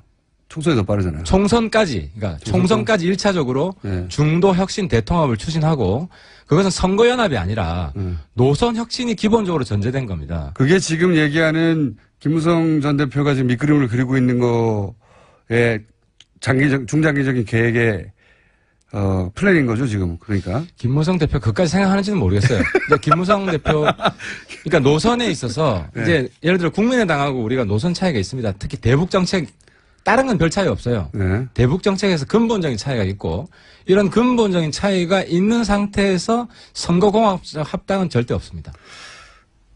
국민의당과 대북 노선의 차이가 있지만 국민의당과 자유한국당은 더 큰 차이가 있지 않습니까? 그런 그 대북 노선에 있어서는. 근데 그렇죠. 새 당이 일정 정도 통합이 된다는 게 가능한 얘기인지 모르겠어요. 그래서 정우택 대표가 3당 단일화 이야기한 건 상당히 엽기적이죠. 지금 정치적 상식에서 너무 벗어난 그런 발언입니다. 알겠습니다. 자, 오늘 시간 다 됐는데 그럼 저희가 이런 문자가 왔어요. 나도 모르게 하태경 의원에게 점점 정이 든다. 귀여워서. 그 자녀한테서 온 있어요. 가족 중에 한 분이 보내신 것 같기도 하고요. 그렇게 제 번호 아시죠? 문자 한번 주세요. 물론 나머지는 남경필이 나왔다 하태경이 나왔다 지금 하고 있습니다. 예. 문자장에서. 그러면 저희가 남경필 도지사를 한 번 정도 불러도 괜찮다는 얘기죠? 한 번 정도. 한 번이 아니라 저는 왜냐하면 남 지사님 내년 선거를 준비하셔야 하기 때문에 뭐 그 부분에 있어서 남 지사님이 또 우리 바른정당의 혁신적인 목소리를 대변하시는 분이고 저보다 더 낫다고 생각합니다. 솔직히 더 필요하고. 네, 참고하지 않도록 하겠습니다. 자, 오늘 여기까지 하겠습니다. 바른정당 하태경 최고위원이었습니다. 감사합니다. 예, 감사합니다. 불친절한 AS. 원래는 저를 향한 악플에 AS를 하는 거였는데 요즘 악플이 없어가지고 심심하긴 합니다. 자, 관련형 전자담배가 잠시 네이버 실검 1위에 올랐습니다. 칼폴란이 정태인 수장님이 다뤄서인 것 같은데 어제 BBK는 왜 없었을까요? 관련형 전자담배도 1위를 하는 마당에. 그리고 이제 이 이야기 할 때 저희가 몸에 좋다는 표현을 썼는데 생각해보니까 몸에 좋은 게 아니라 기존 담배보다 건강에 덜 해로운 게 아닌가. 덜 해롭다는 주장이 있다. 이렇게 얘기를 했었어야 하는데 알아서 새겨들어 주시기 바랍니다. 그리고 방금 하태경 의원과 함께 KTX를 타신 분으로부터 문자가 왔네요. 하태경 의원 KTX 남의 자리에 앉았다가 쫓겨났어요.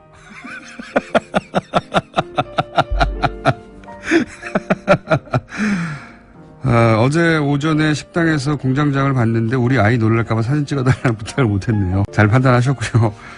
지금 바로 쓸라는 새벽 1시, 12시 20분인데 뉴스공장 듣고 있으니까 옆에서 백인 여자애들이 나한테 욕해요. 아들이 논산훈련소 입대한 후에 편지가 왔는데 이렇게 왔습니다. 너무너무 잘 지내고 있어요. 안녕. 저희 남편이 지가 김어준이야? 라고 했다고 합니다. 네. 여기까지 하겠습니다. 오늘은 웃긴 문자가 많네요. 어제 이재용 삼성전자 부회장 판결에 대해서 저희가 한번 다뤘습니다. 이정렬 전 부장판사와. 근데 어제는 판결문이 공개되기 전이었고요. 어제 판결문이 공개된 것을 입수하고 분석을 하신 이정렬 전 부장판사를 다시 모셨습니다. 자, 어제 이제 방송이 끝나고 나서 참 이상하다. 하지만 판결문을 보기 전까지는 내가 뭐라고 할 수 없다 하셨는데 판결문 보셨잖아요? 몇 페이지나 됩니까? 272쪽이네요. 이야, 272쪽을 다 읽고 거기서 이제 문제점을 분석하셨는데 근데 이제 이런 말씀 하시잖아요. 방송 전에. 유죄 부분도 이상하고 무죄 부분도 이상하고 양형도 이상하다. 그중에서 유죄가 이상한 부분은 형량이 너무 많다고 보수 언론에서 이야기를 하고 있으니까 무죄를 내린 부분과 양형이 이상한 부분을 한번 다뤄보죠. 무죄된 부분에 뭐가 이상한 겁니까? 일단 뭐 여러 가지 그 무죄 부분이 있지만 가장 큰 덩어리가 이제 미르재단하고 K스포츠재단 부분이 뇌물에 이제 안 들어간 거죠. 거기 무죄 난 거기에 200억 되기 때문에 그게 유죄가 됐으면 아주 컸겠죠.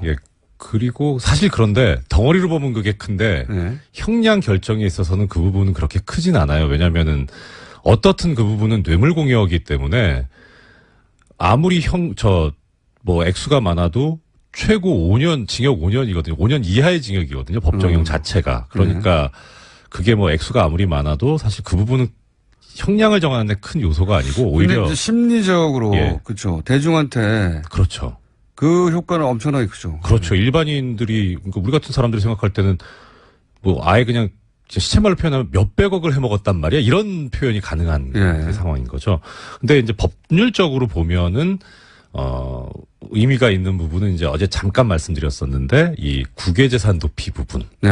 예, 네. 거기 무죄가 난 게 그게 무죄가 남으로써 원래는 10년 이상의 징역으로 됐어야 될 게 5년 이상의 징역으로 다운이 돼버린 그 부분이 두 가지. 형량에 미치는 영향이 훨씬 크다. 그렇죠. 액수는 적어도. 네. 왜냐하면 50억을 기준으로 나뉘는데 예. 그게 원래는 79억인가요? 그랬죠. 예. 42억짜리가 있고 37억짜리가 있는데 네. 37억짜리는 유죄가 나고 42억짜리가 무죄가 났죠.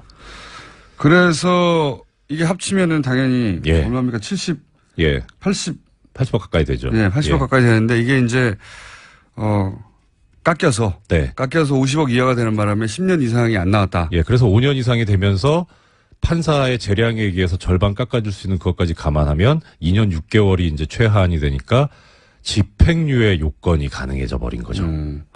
전문가들만 알 수 있는 거기에 노림수가 있다고 보신 거죠. 자, 사실 안 그랬으면 싶었는데 예. 판결문을 사실 제가 뭐 좀 죄송한 말씀이지만 2번밖에 못 봤어요. 두 번밖에는 많이 그래서- 본 거 아닙니까? 아니, 272페이지짜리를. 그러니까 좀 더 좀 꼼꼼하게 자세히 봐야 되는데 예. 첫째는 보다가 제가 화가 나는 부분도 있고 두 번째는 좀 외람된 말씀인데 제가 봐도 판결문이 너무 어려워요. 아, 판결문이 어렵게 예, 그러니까 되니까. 물 흐르듯이 흘러가는 게 아니고 예. 왔다 갔다 좀 줄을 탑니다. 그래서 고심이 많았군요. 예, 이게 뭐 판사님. 사석에서 제가 하는 얘기는 이거 남사당 판결이다. 줄타기 판결이다. 아, 그렇게들 표현합니까? 그러니까 아니 제가 만든 유행시키지 말아야 되군요. 네. 남사당 판결이다. 왔다 갔다 한다.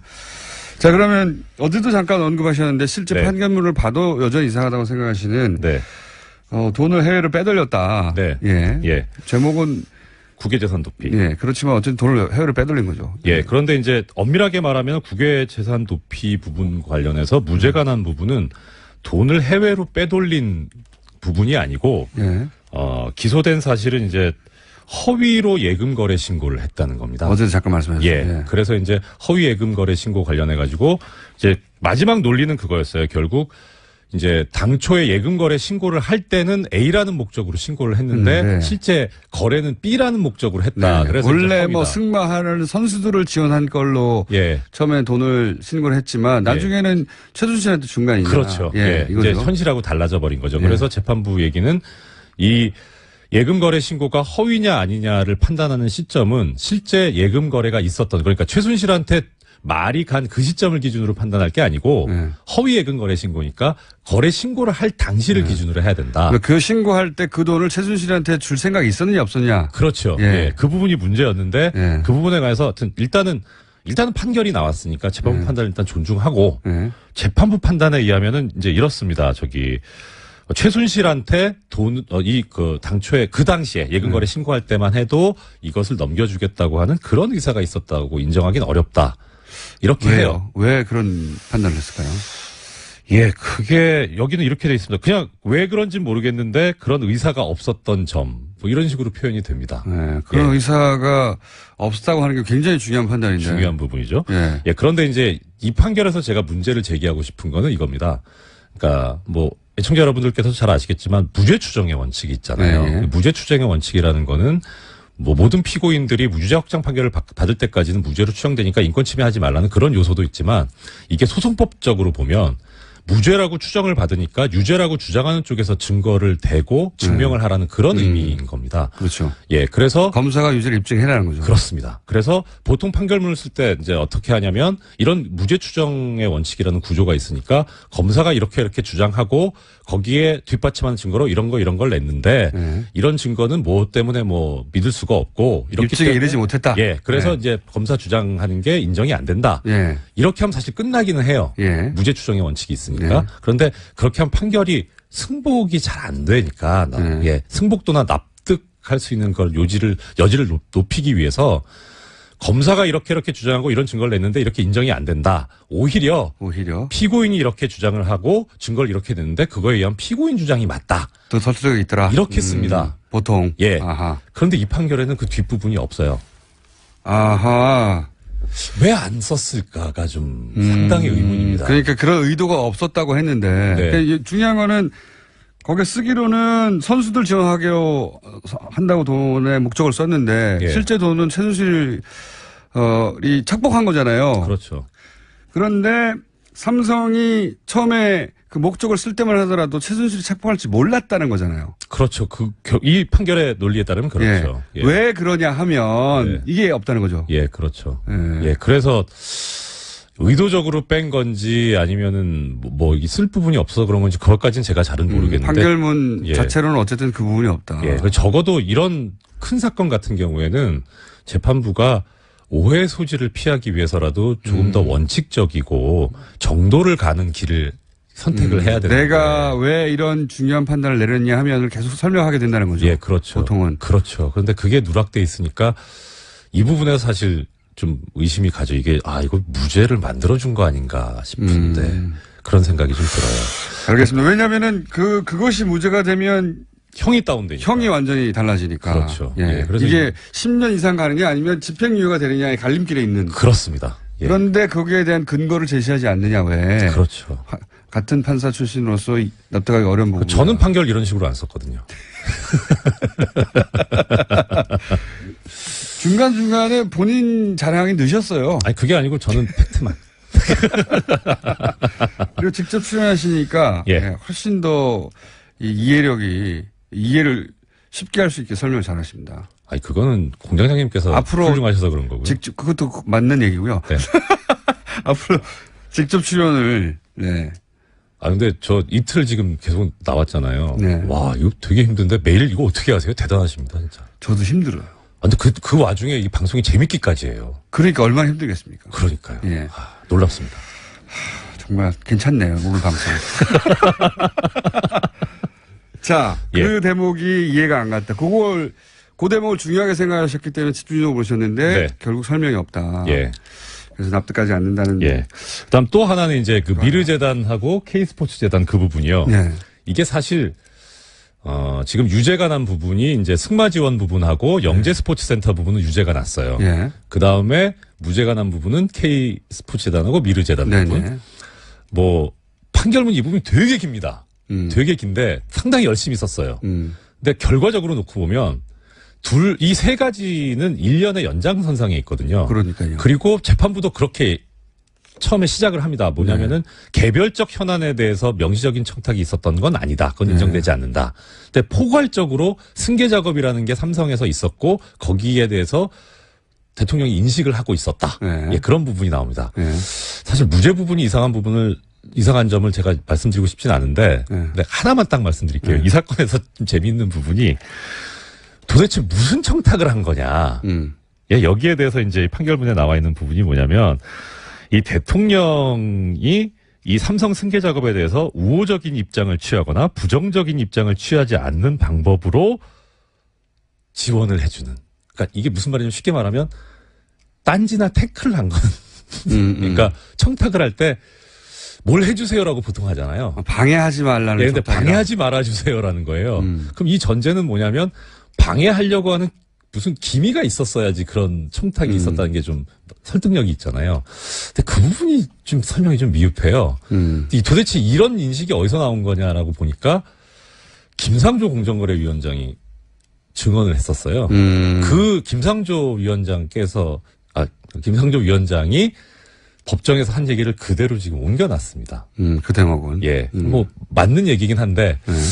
근데 중요한 건 또 이제 묵시적인 청탁 이러면서 묵시적인 청탁이 되려면 어제도 얘기했지만 뭐, 고기 사달라고는 안 했지만 고기를 원하는 것 같다라는 이런 이제. 고기를 뺨에 붙이고 다닌다. 그렇죠. 그러니까 서로 이제 어떤 느낌이 있어야 되는데 도대체 그 느낌을 언제 박근혜 전 대통령이 가졌을까? 이 부분이 사실 또 중요한 부분인데 그 부분은 얘기가 없거든요. 묵시적 청탁이라고 써놓고 어떤 식의 묵시적 청탁인지 설명이 잘 없다. 예, 경로가 잘 명확하게 안 나와요. 근데 사실 상식적으로 보면 뭐 삼성이 되게 이 승계 작업 관련해 가지고 TV 광고도 많이 했잖아요. 뭐 주주 여러분 도와주십시오. 뭐 이러고요. 그래서 사실 전 TV를 별로 안 보는데 저 같은 사람도 알 수 있을 정도로 그렇게 많이 광고가 노출이 됐었거든요. 근데 박근혜 전 대통령 같은 경우는 드라마 매니아잖아요. 아마 보셨을 것 같아요. 봤을 것 같아요. 근데 이제 문제는 상식적으로는 그런데 그런 게 다 이제 법정에서 나와야 되는 게 이게 재판의 일반적인 원리고 기본 원칙이니까 과연 나왔을까 싶은 판결문에 하여튼 그 흔적이 안 보이니까 약간 그렇습니다. 근데 그럼 그렇다 치고 그러니까 영재센터하고 그다음에 승마 지원 부분에 관련해서 이제 부정한 청탁이 있었다고 본 근거가 여러 가지가 있는데 하나는 너무 이례적이다. 그러니까 단순히 그냥 선처를 바란다라고 하기에는 대통령이 나서가지고 아유 뭐 고맙다고 감사 인사도 표시하고 적극적으로 지시도 하고 뭐 그랬다는 거예요. 네. 그러니까 이거는 단순히 이게 뭐 선처를 바라거나 뭐 이렇게 그냥 뭐 경제 발전을 위해서 한다는 게 아니라 누구를 도와줘야 되겠다라고 하는, 그러니까 최순실이죠. 네. 도와줘야 되겠다라고 하는 그런 인식을 박근혜 전 대통령이 하고 있었고, 네. 그리고 그것을 삼성도 알고 있었다, 이런 논리예요. 예. 맞죠? 거기까지는 예. 납득하는데. 예. 근데 이걸 왜 안 해? 미르재단 K스포츠재단에서는 아닌 사유를 4개를 드는데, 하나는 첫째로는 삼성만 특별히 더 봐주는 게 아니고 네. 다른 기업들도 네. 있었다. 그러면 다 뇌물이잖아요. 그게 맞죠. 다른 기업들도 다 그렇기 때문에 뇌물이 아니라고 하는 게 논리적으로 말이 안 되는 것 그렇죠. 같아요. 그래서 이 부분은 사실 문제가 발생하게 된 요인이 제 생각에는 원래는 이제 공장장님 말씀대로 다 뇌물이어야 되니까 네. 하나하나 다 그 기업마다 현안이 뭐였는지, 그리고 그 현안에 대해서 박근혜 전 대통령을 비롯한 최순실 일당이 어떤 인식을 하고 있었는지가 밝혀지고 그게 기소가 됐었어야 되는데 네. 안 됐어요. 특검이 빨리 끝나는 바람에 안 됐죠. 그렇죠. 이렇게 된 거에 이 무죄 부분의 사실 주범은 황교안 전 총리입니다. 제 생각에는. 예. 연장을 막아버리는 바람에. 알겠습니다. 그렇고요. 예. 네. 또 두 번째는 뭡니까? 예, 3번밖에 안 남았기 때문에. 아, 그렇구나. 예. 빨리 나. 예. 다음 주도 내일 또 그러니까 나오시려고 그러시는 거 아니에요? 이거하고, 그러니까 미르재단 K스포츠재단 부분하고 이 영재 또 지원센터나 승마 지원 부분하고 일관되지가 못해요.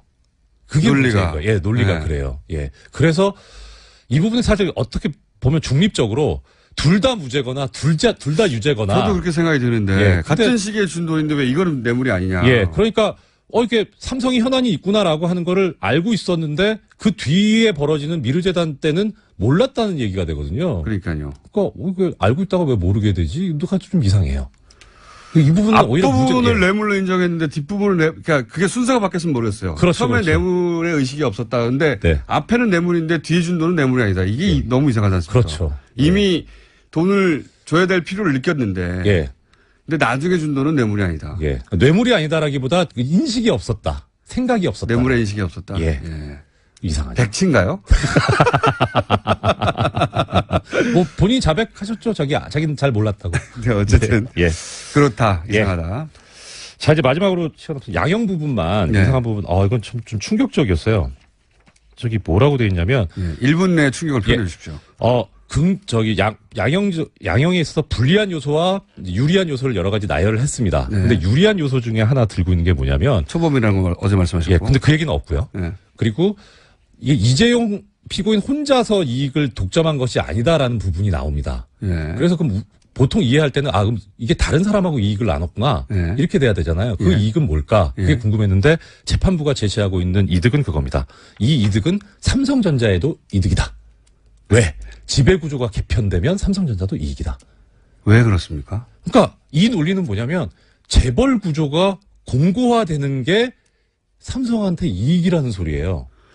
그러니까 저도 그게 납득이 안 가네요. 우리는 납득이 안 가죠. 근데 이재용 부회장한테는 이익은 이해했어요. 그렇죠. 예, 당연히 이익이죠. 예. 그러니까 우리는 삼성과 이재용은 한 몸이다라고 생각하잖아요. 예. 그러니까 이게 근데 분리를 시켜버린 거죠. 이재용한테도 이익이지만 삼성한테도 이익이다. 그러니까 별개의 이익의 향유 주체가 다르다. 그러니까 이 재판부가 보고 있는 시각은 재벌은 필요하다, 있어야 된다라는 시각. 그러니까 그래서 재벌 친화적이고 재벌에 관대하다는 판결을 판결문에서 드러내고 있는 부분이에요. 그 의식이 저번에 깔리지 않고서 이런 표현을 쓸 수가 없다. 네. 하하. 자, 30초 남았는데 어떻게 하실랍니까? 내일 한 번 더 나오실랍니까? 내일 3분 출연하실래요, 민희로? 아니면 오늘 금마무리를 하실랍니까? 금마무리를 할 거는 딱히 더 없는데, 예, 뭐, 그 부분에서 하나 더 말씀드리자면, 어제 잠깐 말씀드렸었는데, 판결문에 나옵니다. 이 양형의 나쁜 요소로 뭐라고 했냐면, 이 사건의 본질 정경유착인 점, 그다음 뇌물 범죄로 인한 부정적인 적이야. 나옵니다. 예, 그다음에 액수가 많다. 마지막 증거를 조작했다는 얘기도 나와요 판결에. 내일 3분 더 모시겠습니다. 안녕. 안녕. 조류독감 계속 터지고 구제역 터지고 이런 문제들이 발생을 했으니까 검역 자체를 아예 그러면 의무해달라. 근데 이제 그 비용은 알겠습니다. 사실 이제 정부 쪽 요청을 한 거죠. 예. 그렇게 농가 입장에 억울한 면이 있다는 점도 한 가지 짚으시고 또 한 가지 짚으신 게 이것은 또 그 유통 과정의 한계 때문이기도 하다라고 말씀하셨어요. 이게 어떤 말인지 좀 설명해 주십시오. 특히 그 축산물 중에서 계란 같은 경우에 잘 깨지기도 하고요. 유통 기한도 짧고 하다 보니까 유통 비용 차지가 한 53% 정도 돼요. 그러니까 우리가 먹는 계란에서 53% 정도는 사실 유통 비용이라고 할 수 있는데요. 뭐 유통은 원래 그냥 굉장히 중요한 영역이기는 한데 네. 이게 문제는 뭐냐면 계란이 한 개당 한 생산 비용이 120원에서 130원이 나오거든요. 계란 하나당. 예, 근데 네. 실제로 이 생산자들이 출하를 했을 때 개당 그 90원에서 100원 정도밖에 받지를 못해요. 그러니까 하나씩 팔 때마다 한 30원에서 40원 정도씩 이 손해가 나니까 그것을 보전하는 방법이 사실은 그 굉장히 대량으로 생산을 한다던가 아니면 파란, 그러니까 그 깨진 계란이라든가 오란이라거든요. 그 오염 물질이 묻은 계란. 그러니까 실제로 폐기를 해야 되는 것들인데 그것마저도 사실 알뜰하게 출하를 해서 그 손실을 보존을 해야 되는 근본적인 문제가 있었던 거죠. 그렇군요. 유통비가 절반 이상 차지하기 때문에 그리고 이 도매상들이 사갈 때 계란을 원가 이하로 사가기 때문에 거길 맞추려면은 점점점 대형화될 수밖에 없었다. 대량으로 생산하고. 그리고 아무래도 가격 결정권 자체가 이 매집상들, 그러니까 큰 손이라고 이제 시장에 큰 손들이 있기 때문에 생산자들이 전혀 개입할 수가 없거든요. 그래서 그 부분도 봐주지 않으면 이런 사태는 계속 반복이 되지 않을까. 뭐 저는 이제 그렇게 생각합니다. 그렇군요. 이제 농가 입장에서는 원가가 안 나오니까 점점점 한 곳에 말이 몰아 넣어서 키울 수밖에 없고 그런데 이게 상당 부분이 유통사한테 가버리기 때문에 이 유통 구조를 개선하는 방안이 이제 시급하다 이렇게 생각할 수 있네요. 그렇죠. 사실 이 문제도 함께 보지 않으면 뭐 사실 근본적으로 대책을 세울 수는 없는 거죠. 방역을 아무리 잘한다 한들 지금 전체적으로 농산물의 어떤 최저 가격이 보장되지 않는 구조에서는 이번에는 계란이지만 그럼 그 다음에는 어디서 터질지 사실 알 수 없죠. 예. 그러니까 농민들이 부도덕해서 그렇다라고 하는 프레임이 있는데 네네. 그게 아니다. 예. 뭐 일부 그 책임 있는 농가들은 사실은 반성은 해야 되지만 네. 그렇게 범죄화시켜서 몰아간다고 해갖고 절대 뭐 이렇게 소비자들도 이득이 될 수는 없거든요. 지금 상태에서는. 농가들을 부도덕하다고 지적하는 것으로 해결될 문제가 전혀 아니라는 말씀이네요. 말하자면. 뭐 그렇죠. 예. 오히려 농가들은 이렇게 해가지고 너무 불안하니까 안전히 입법을 요구한 적도 있고 정부가 오히려 거부했었고. 자, 이런 이야기 나옵니다. 저도 이제 그런 생각을 잘 모르면서 하긴 했는데, 동물 복지를 생각하는, 동물 복지에 관심을 가지고 동물 복지로 전환해서 한국 축산을 그렇게 구조 개선에 가야 된다. 이런 주장이 이제 조금씩 나오고 있긴 합니다. 근데 이제 현장을 잘 아신 전문가로서 이 동물 복지를 전환하자고 하는 주장이 가진, 현실을 잘 모르는 측면, 이걸 좀 설명해 주십시오. 뭐 사실은 동물복지 굉장히 중요하고요. 그렇게 지향을 해서 가기는 가야 되지만 기본적으로 한국의 어떤 국토 조건이 네. 축산에 아주 적절한 그 조건은 아니거든요. 목초지도 많지 않고 또 산지 지형이고 날씨가 굉장히 춥고 더우고 이게 이제 굉장히 극단으로 날씨가 왔다 갔다 하고 그렇다 보니까 사실은 그 축산에 굉장히 어려움을 겪는 그 생태적인 조건이 일단은 있고요. 네. 실제로 이 동물복지 인증 농가가 지금 1% 정도밖에 되지를 않아요. 1%. 그만큼 현실적으로 이 동물복지 인증을 받기가 굉장히 어려운 조건이란 얘기고, 그 다음에 그 차선, 대안이라고 할 수 있는 유기축산도 실제로는 지금 한 14개 농가 정도밖에 받지를 못했거든요. 그리고 아예 이쪽은 아예 한우 분야는 아예 없어요. 그만큼 어려운 조건인데. 유기축산은 뭡니까? 지금 무항생제 단계가 있고요. 예. 그리고 그 다음 단계가 유기축산이고 사실은 가장 높은 단계가 동물복지 인증 단계인데요. 예. 유기축산의 경우에는 그 유기 사료, 그러니까 그 동물들이 먹는 사료에 대한 사양 자체가 유기 유기 사료여야 되고 그리고 좀 몇 가지 조건들이 조금 더 있어요. 그런데 그러니까 항생제를 쓰지 않는 단계, 그 다음에 사료를 친환경적으로 만든 단계, 그 다음에 동물복지 이렇게 되는 겁니까? 예, 그런데 인증 자체가 상당히 받기도 어렵고 그건 현실적인 조건이 발현이 안 된다라는 얘기거든요. 그래서 사실은 지금 뭐 동물복지가 굉장히 대안인 것처럼 나오기는 했지만 좀 여론에 떠밀리는 면도 있고 그렇게 가야 된다라고 지향점은 반드시 잡아둬서 목표로 가긴 해야 되지만 당장 실현시키기에는 사실은 거의 저는 불가능하다고 봅니다. 게다가 이런 식으로 동물복지를 신경 써서 그러니까 뭐 방사해서 키우고 또 유기농으로 만든 뭐 사료를 주고 이러려면 비용이 굉장히 많이 들 거 아닙니까? 그렇죠. 비용이 이전이 되고 사실은 그동안 우리가 계란을 소비해온 거는 가정에서는 그 계란을 굉장히 귀하게 먹죠. 반찬으로. 그런데 이게 2차 가공 영역에서 특히 제과, 제빵 그리고 가공식품의 굉장히 핵심 재료이기 때문에 이 그 대량 생산되는 가공식품을 이 가격에 많이 먹고 그리고 실제로 로스율이라고 하죠. 그러니까 그 생산자가 그러니까 가공식품을 만들 때 이 부분 그 폐기율까지 계산을 해서 손해보지 않도록 그 가격이 이전이 돼 있는 거거든요. 이명박 정부 당시 국가정보원의 여론 공작이 사법부를 대상으로도 이루어졌다고 한겨레 신문이 오늘 아침 보도했습니다. 소위 좌파 판사로 낙인을 찍는 온라인 여론전을 펼치고 극우단체를 동원해서 대법원장을 비난하는 기자회견도 배후 조정했다고 합니다. 2009년에 있었던 일입니다. 일반인이 아니라 사법부도 타겟으로 해서 이제 대국민 심리전을 했다는 거죠. 네, 대법원장을 대상으로요. 대법원장 책임을 부각시키고 소위 좌파 판사 행동에 대해서 대응하라라는 심리전을 전개하라는 내용을 지시했다는 겁니다. 그러니까 집권한 세력 일부를 제외하고는 자기들 말을 안 들으면 다 적으로 간주한 거예요. 예. 그리고 그걸 국정원이 나서서 했다는 거죠. 예. 국정원이 어제 말씀드렸잖아요. 양아치 짓을 한 거라고. 양아치로 쓴 거죠, 정권이. 네, 뭐 이 정도면 양아치를 넘어서서요. 조폭이죠, 조폭. 그리고 이제 여기 그 기사를 보면 단체들 이용해서 이제 기자회견 열고 그리고 그런 단체들을 사주해서 고소고발하고 굉장히 많이 써먹었거든요. 예. 네, 이름 많이 들어보셨을 텐데요. 반핵 반김 국민협의회라는 곳이 있습니다. 이곳에서 대법원장과 박시연 대법관의 사퇴를 촉구하는 기자회견을 국정원 사주를 받고 했다라는 보도가 있습니다.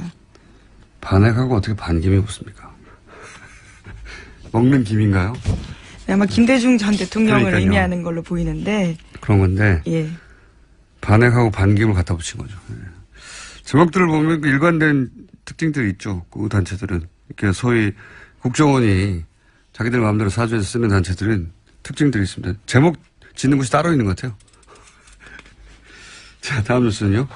네, 계속해서 관련 소식 전해드리면요. 당시 국정원이 심리전을 펼친 다음 아고라에서 어떤 글을 썼는지도 상세하게 한겨레 신문이 보도했습니다. 이명박 정부를 무조건적으로 찬양하고 야권을 비난한 내용들이었는데요.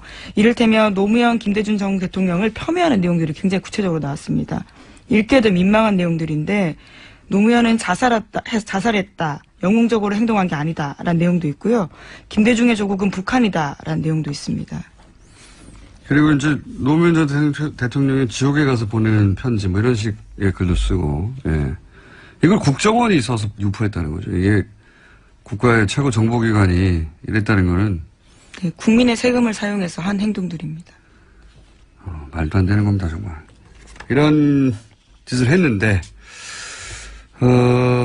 그런데 이제 지금 변론 재개해달라는 검찰의 요청은 원세훈 전 국정원장에 대해서 재판부가 기각을 했죠? 네, 어제 결정이 나왔는데요. 받아들이지 않았습니다. 법원 관계자는 변론을 재개해야 될 사유가 소명되지 않았다라면서요. 내일 원래대로 선고하겠다라고 발표했습니다. 일반인 눈에서 보면은 국정원 민간인 30개 팀을 운영했다. 이거 사실 하나만으로도 검찰 변론 재개 신청을 받아줘야 하는 거 아니냐 이렇게 생각할 수 있는데 왜냐면은 이 재판은 1심부터 정말 말이 안 됐거든요. 1심 때 예를 들면 국정원 5팀, 예, 트위터를 담당했던 5팀의 김모 요원의 이메일 뒤져가지고 트위터를 작성할 때 썼던 파일을 찾아냈어요. 근데 김모 씨가 법정에 나와서 자기는 그런 글을 쓴 기억이 없다고 그랬거든요. 자기 이메일이고 누구도 접속한 적이 없지만 하지만 그건 기억이 안 난다라고 이야기한 겁니다. 그랬더니 사법부가 어떻게 했냐면 본인이 쓴 기억이 없기 때문에 증거에서 빼줬어요. 엄청나게 범인에게 친절한 재판부였죠. 예. 그리고 공직선거법에 대해서는 심리전단 직원들이 계획적으로 했을 리가 없다. 계획적으로 했다고 볼 수 없다. 그래서 무죄입니다. 국정원법은 위반이지만 선거법은 그러니까요. 무죄라고 이야기하는 계획적으로 했다고 볼 수 없다. 말이 됩니까? 아무런 계획도 없이 무작위로 했다는 거예요, 이게? 자기들 마음대로. 하여튼 그렇게 말이 안 되는 판결이 났고요. 그래서 이 판결이 나자 이제 그때 김동진 부장판사가 지록에 말하고, 예. 법치주의가 죽었다고 글을 썼었죠. 2심에서는 그나마 이제 다시 정경력 그 김모 씨 파일 인정하고. 예, 법정 구속된 바 있습니다. 공직선거법도 위조를 했는데 대법원에서 다시 그걸 깼어요. 예. 다시 그 파일에 증거 능력이 없다고. 이렇게 되면 어떻게 되냐면 그 파일에서 나온 아이디가 200개가 넘고 또 연결된 아이디가 400개가 넘고 거기서 나온 그 수십만 건이 되는 게 다 글들이 증거에서 빠져버렸거든요. 예. 일종의 스모킹 건인데다가 범위를 굉장히 넓힐 수 있는 파일들이었는데요. 그것이 기각된 바가 그리고 고법으로 다시 돌아왔죠. 파기 완성돼서. 예, 지금 그 재판입니다. 내일 선고가 나는. 이번 판사 말고 이전 판사님이 이제 김시철 부장판사님이었는데 제가 이름을 특별히 이야기한 이유는 대단한 재판이었기 때문입니다. 왜냐면은 김시철 판사님이 일단 원세훈 전 원장을 보석으로 풀어줍니다. 그것부터 시작을 하고 그리고 보통 검사 변호사가 판사 앞에 싸우잖아요. 이 재판에서는 원세훈을 잡으려는 검사와 원세훈을 풀어주는 편들은 판사가 싸우는 재판장이었어요. 그래서 이 판사님은 국정원 댓글을 뭐라고 표현했냐면 손자병법의 용병술로 표현했습니다. 취재기자들 사이에서 굉장히 말이 많았습니다. 네. 비판하는 목소리도 컸고요. 손자병법의 용병술 국정원 댓글이 국정원이 정치 개입을 한 게 아니라 그런 식으로 표현을 했었기 때문에 물론 지금 재판부는 그 재판부가 아니에요. 바뀌었어요. 그런데 어쨌든 변론 재개는 기각했고 여기서 이제 만약에 원세훈 전 원장에 대해서 선거법 위반 혐의 같은 게 무죄로 나버리면 이제 일사부재를 위해서 다시 다룰 수가 없거든요. 끝난 거거든요. 예, 동일 범죄에 대해서는 2번 기소할 수 없기 때문에요. 결과적으로 그렇게 되는 겁니다. 걱정이 됩니다. 자. 네, 내일 결과가 나옵니다. 하나 정도 더 할게요. 예, 오늘 미니가 있기 때문에 미니 인터뷰가 잡혀있습니다. 네, 어제 이유정 헌법재판관 후보자에 대한 인사청문회가 있었는데요. 여기서 자유한국당 정가균 의원의 발언이 논란이 되고 있습니다. 문재인 대통령을 향해서 지속적으로 헌법을 위반하고 있다면서 탄핵사유에 해당한다라고 발언했습니다. 예. 자기 주장으로 실제 탄핵이 될 가능성이 1%라도 있다고 생각했을까요? 그런 생각 본인도 안 합니다. 본인도 탄핵사유라고 말해놓고 이걸로 탄핵될 리가 없다고 확률은 제로라고 생각하면서 TV 중계될 때 이런 말을 하는 게 이제 나한테 관심 좀 가져달라는 거죠. 예. 그런 이벤트로 생각하시면 되고 사유도 너무 억지예요. 예. 예를 들어서 뭐 신고리 건설 중단 이게 이제 헌법 23조 3항 위반 뭐 중단도 아니고 현재는 공론조사 준비위원회가 돌아가고 말을 있습니다. 그렇게 해서요. 예. 예. 건설 중단 결정은 헌법 23조 3항을 위반했다 그래서 탄핵이라고 해서 이게 뭔가 싶어 봤더니 이게 재산권 수용에 대한 조항이더라고요. 그러니까 뭐 예를 들어서 과수원에 고속도로 냈다. 그렇게 과수원 땅 수용하면 그 주인한테 보상금을 법대로 줘야 한다. 이런 소리거든요. 이게 무슨 탄핵 신고리 중단과 연결이 된 건지 모르겠는데 이해가 안 가지만 굳이 이해하실 필요는 없습니다. 아무 의미 없는 말이기 때문에.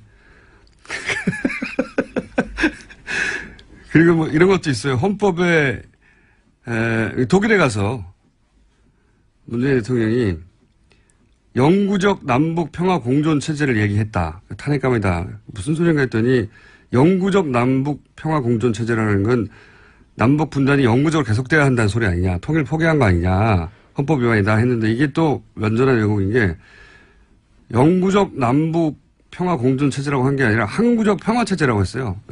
여기다가 남북 공존이라는 단어를 넣어서 통일을 포기했다고 우기는 거죠. 역시 뭐 이해할 필요는 없습니다. 하여튼 뭐 그래서 탄핵이라고 열심히 주장하시고 기사도 크게 났고 포탈에 그리고 욕도 많이 드셨으니까 퍼포먼스 성공한 겁니다. 예. 오늘은 미니 인터뷰 하나 잡혀 있어서 여기서 넘어가야 될 것 같은데 MBC, KBS 기자들이 제작 거부에 돌입했죠? 예, 네. 경영진 사태 촉구하면서요. 제작 거부 돌입했습니다. MBC는 오늘까지 찬반 투표 진행해서요. 가결될 경우 다음 달 4일부터 총파업 들어갑니다. 네. 이 시점에 저희가 미니 인터뷰 하나 연결해 보겠습니다. MBC, KBS 기자 경영진 사태 촉구하면서 제작 거부에 돌입했는데 MBC, KBS 기자들에게 사실은 용기를 준 영화가 있어요. 예. 공범자들 저희가 가처분 신청 때 한번 연결했었는데 어제 관객 수가 15만 명을 돌파했다고 하네요. 공범자들을 만든 최승호 PD 잠시 연결해 보겠습니다. 안녕하십니까? 네, 안녕하세요. 예. 반갑습니다. 네. 축하드립니다. 감사합니다. 네. 네. 자백의 흥행을 넘어선 거죠, 지금? 예, 그렇습니다. 예, 자백은 14만 3천 명이었는데 어제 공범자들이 15만 6천 명이니까. 네. 목소리가 약간 거만해지신 것 같습니다. 예. 뭐 덕분입니다. 뉴스 예. 공장에서도 이렇게 다뤄주시고. 목소리를 쫙 알고 이렇게 거만해지신 것 같은데. 자, 사람들이 이렇게 그 공범자들을 많이 찾는 이유는 뭐라고 생각하십니까? 공영방송 내부 사정에 대해서 많은 분들이 사실 몰랐어요. 그동안 보수 언론들을 굉장히 이제 보도를 안 하고, 했기 때문에. 근데 이제 이 상황을 보니까 너무 이제 이런 일까지 벌어졌느냐. 엽기적인 상황이 보이니까 네. 굉장히 많이 놀라시고. 예를 들어서 엽기적 상황 하나만 소개해 주십시오. 영화에 나오는. PD 수첩, 왜 아주 뛰어난 PD, 불만 제로를 기획까지 했던 그 PD를 아이스링크에 보내가지고 눈 치우도록 만드는 뭐 이런 장면들. 건강을 위해서 그런 거 아닐까요? 예? 건강을 위해서 눈을 치우고. 예, 기자들, 아나운서들 뭐 다 그렇게 보내서 완전히 그냥 이제 우리가 이제 보면은 돈 받고 달라고 이렇게 오시는 분들 이렇게 하고 할 때, 예. 물론 당연히 이제 하는 일이긴 하지만 굉장히 이제 기자로서는 굉장히 자괴감이 많이 든다, 뭐 이런 이야기도 했고, 대부분, 그러니까 굉장히 많은 기자 PD들을 그런 식으로 비제작 부서 뭐 협찬 따오는데 뭐 이런데, 세트장 관리하는 직무, 이런 쪽으로 보내가지고, 뛰어난 사람들일수록 업무에서 배제시키는 이런 상황이 보이니까 이해를 할 수가 없죠. 예. 그걸 이제 생생한 화면으로 보게 된 건데, 네. 그 영화의 어딘가에 그 이명박 전 대통령도 등장하지 않습니까? 네네, 등장합니다. 예. 이명박 전 대통령. 사실 이명박 전 대통령이, 저희가 볼 때는 이제 언론을, 이렇게 만든 장본인이시기 때문에 저희가 꼭 모셔야 되는 그런 주인공이었죠. 예. 그래서 가서 뵀습니다. 그 앞에서 한없이 기다리다가 불쑥 마이크를 들이대고 그래서 찍힌 장면이 굉장히 인상적이라고 하는데 이명박 전 대통령은 이걸 봤을까요? 영화를? 글쎄요, 뭐 영화를 보시기까지 하셨겠어요. 근데 이제 아마 보고는 받았겠죠. 예, 보고는 받았으리라고 봅니다. 제가 그날 이명박 전 대통령을 만났을 때 이명박 전 대통령이 저를 기억하는 것 같았어요.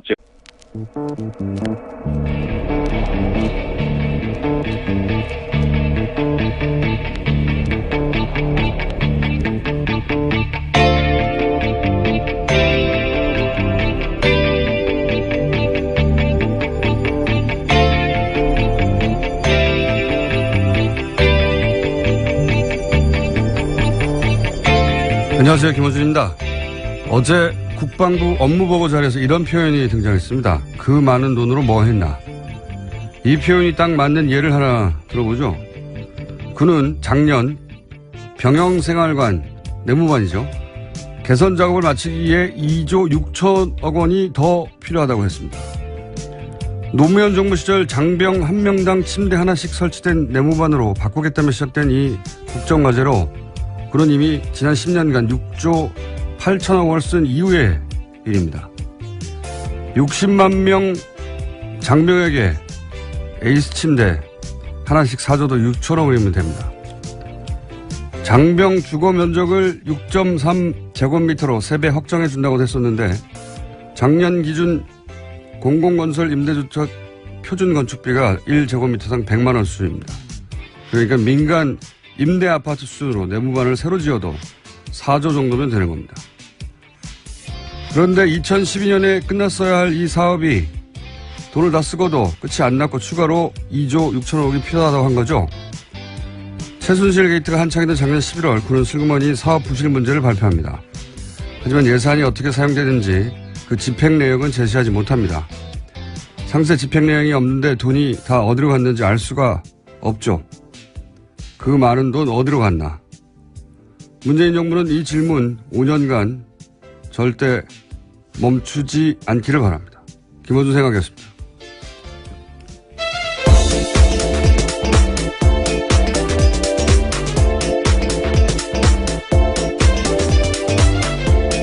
시사인의 김은지입니다. 그 많은 치즈는 어디로 갔나. 여기서 나온 표현 같은데. 작년에 기재부에서 조사를 했어요. 예. 왜냐면, 얘기했잖아요. 국산 에이스 침대 60만 명에게 하나씩 줘도 6천억 밖에 안 합니다. 예. 슈퍼 싱글로. 외국산 시몬스도 가능해요. 예. 라텍스 2겹으로 깔아줘도 됩니다. 그거 다 해도 6천억 밖에 안 되는데 지금 6조 8천억을 쓰고 그래도 돈이 모자란다는 거잖아요. 안 끝났다는 거예요. 그게 아직도. 예. 그리고 아파트처럼 지어줘도 새로 4조면 된다는 거예요. 그 돈이 다 들어갔나 이거죠. 예. 일반인들 입장에서야 이게 누가 해먹지 않고서 이럴 수가 있느냐. 왜냐하면 아직도 전 군사 1인 1침대가 안 됐거든요. 네, 다 같이 묶어 있죠. 그게 된 것도 있긴 있어요. 근데 아직도 안 됐는데 이게 언제 시작된 거냐면 노무현 정부 시절에 우리 그 내무반이 6.25 때 내무반이다. 그래서 침대 하나씩 그리고 한 사람 앞에 2평 정도의 공간을 주겠다.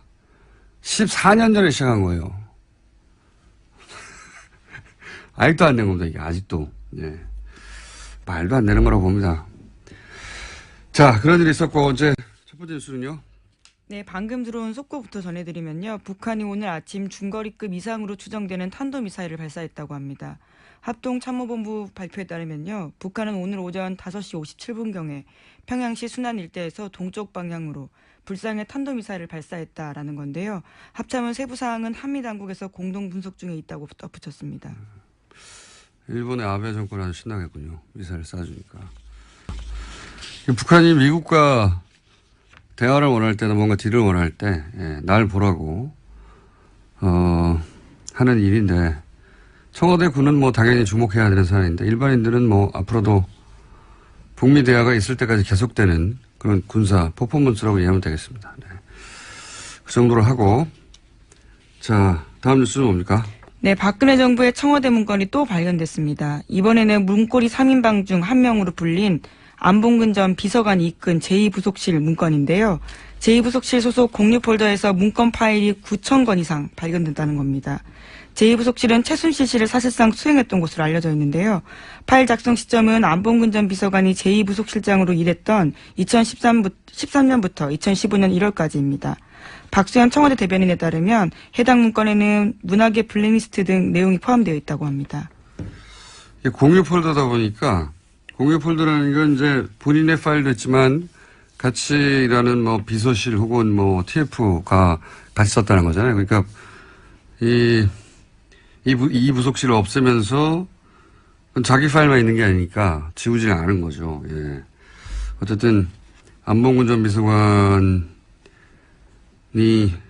근무했던 제2부속실은 최순실의 사람 안봉근으로 알려진 비서관이 이끈 부속실이니까 여기서 뭐 자료가 꽤 나올 수도 있겠습니다. 네, 윤전추 행정관도 이쪽에서 근무했었고요. 여전히 박근혜 전 대통령을 보좌하고 있는 사람들이 속속들이 있는 곳입니다. 조윤선 전 장관은 뜨끔하겠습니다. 왜냐면 여기서 블랙리스트 파일이 좀 나왔다고 하니까. 또 시기가 일치해서요. 더욱 그렇습니다. 자, 다음 뉴스는요? 네, 계속해서 국정원 관련된 소식 전해드리고 있는데요. 오늘 아침에도 관련된 소식이 있습니다. 제가 4년 전에도 한번 인터뷰를 시도한 적이 있었거든요. 그때는 이제 4대강 수십 6m 대통령께서 지시하셨습니까? 하면서 이제 대통령의 임기 마지막 날, 집으로 돌아갈 때, 제가 이제 환영인파 속에 섞여가지고 질문을 던졌는데, 아마 그때 당시에 일을 좀 기억은 하시는 것 같았어요. 이번에 눈치가. 제가 최성호 이제. PD님 얼굴이 그렇게 기억할 만큼 특별한 얼굴은 아닌데요. 근데 이제 어쨌든 제가 4년 만에, 4년 만입니다. 반갑습니다. 이렇게 이제 질문을 하니까 이분이 굉장히 이제 반가운 얼굴로 오셨어요. 그래서 악수도 하고. 그 나중에는 이제 제가 질문을 던졌거든요. 언론 파괴자라는 그런 평가가 있는데 어떻게 생각하시냐고 그랬더니 이제 이제 유체이탈하는 그런 답변을 하면서 저한테 딱 질문을 던지는데 요새 뭐 해요? 이렇게 물으시더라고요. 네. 관심이 좀 있으시다는 얘기죠. 그 장면이 지금 화제가 좀 되고 있고. 네. 근데 이 영화도 이제 힘이 보탬이 크게 된 것 같습니다. 이 MBC여서 KBS 기자들도 이제 제작 거부에 돌입했는데 오늘 총법 찬반 투표도 MBC 노조에서 한다고 하고 아마도 가결될 것 같은데 분위기상. 그럼요. 예, 가결될 겁니다. 예. KBS도 그렇고요. 예. 이 공영방송 정상화하는 것은 어떻게 해야 되는 겁니까? 지금 과거 정권들은 힘으로 눌러서 어떻게 잘라내버렸는데 이번에는 그렇게 할 수는 없으니까 해법을 찾기가 쉽지가 않습니다. 어떻게 보십니까? 근데 지금 사실 MBC 같은 경우 특히 굉장히 저희들은 불법적인 행태들이 굉장히 많았다고 생각합니다. 예. 내부적으로 부당노동 행위부터 시작해서 여러 가지 형태의 불법 행위들이 많았는데 그걸 저희들이 계속 이제 검찰이나 노동부에도 박근혜 정부 시절 고발도 하고 방통위원회에도 이 문제 이렇게 관리 감독 제대로 하지 못하는 방문진을 해결해달라 이렇게 요구를 했었는데 지금까지 외면해 왔어요. 그런데 이제 새 정부에서는 그 문제를 원칙적으로 법과 원칙에 따라 가지고 검토를 하고 있는 중입니다. 노동부 같은 경우는 이제 특별 근로 감독을 해서 지금 이제 기소 의견으로 검찰에 송치한다는 얘기가 있고요. 검찰도 지금 수사를 하고 있는 부분들이 있는데 그런 것들이 원칙적으로만 처리되면 저는 이 문제는 해결되리라고 봅니다. 이런 식으로까지 공영방송을 완전히 망쳐도 법에 의해서 보호받는다. 공영방송의 경영진이. 이런 정말 완전히 공영방송 망치는데 법에 의해서 보호받는다라는 것은 정말 말도 안 되는 얘기죠. 그건 공영방송의 걸 견제하고 우리 사회의 진정한 언론으로서 유지할 수 있는 기본적인 제도적인 장치도 없다는 얘기가 되는데 저는 그거는 말도 안 되는 얘기고요. 충분히 깊은 조사가 이루어지면 조치할 근거들이 많을 거라고 봅니다. 알겠습니다. 법대로만 하면 해결될 거다 이런 말씀이신 것 같고. 네네. 자, 15만 돌파에 저희가 한번 짧게 연결했는데 앞으로 25만 돌파하면 그때는 제가 모른 척하겠습니다. 그때 되면 저희가 좀 다뤄주십시오. 예. 그때 되면 스튜디오 한번 다시 모시겠습니다. 감사합니다. 네, 감사합니다. 네. 지금까지 공범자들의 감독 최승호 PD였습니다. 자, 민주 여기서 마치고 국제뉴스로 이런 거 있었어요. 휴스턴. 네, 지금 한창 태풍이 불었어요. 예. 제가 이 이야기를 하고 넘어가는 이유는 뭐냐면 이렇게 되면 아마 기후변화 협약 탈퇴한 것에 대해서 이 사태 끝나고 나서 트럼프 대통령이 또 욕을 먹지 않을까. 그게. 예. 여기까지 하겠습니다. 시사인의 김은지였습니다. 감사합니다. 살충제 계란 파문의 중요한 원인 하나가 간과되고 있다. 이 문제는 유통구조의 문제다라고 주장하는 전문가가 있습니다. 대한민국 치킨전의 저자 정은정 박사 전화 연결됐습니다. 안녕하세요. 네, 안녕하세요. 네.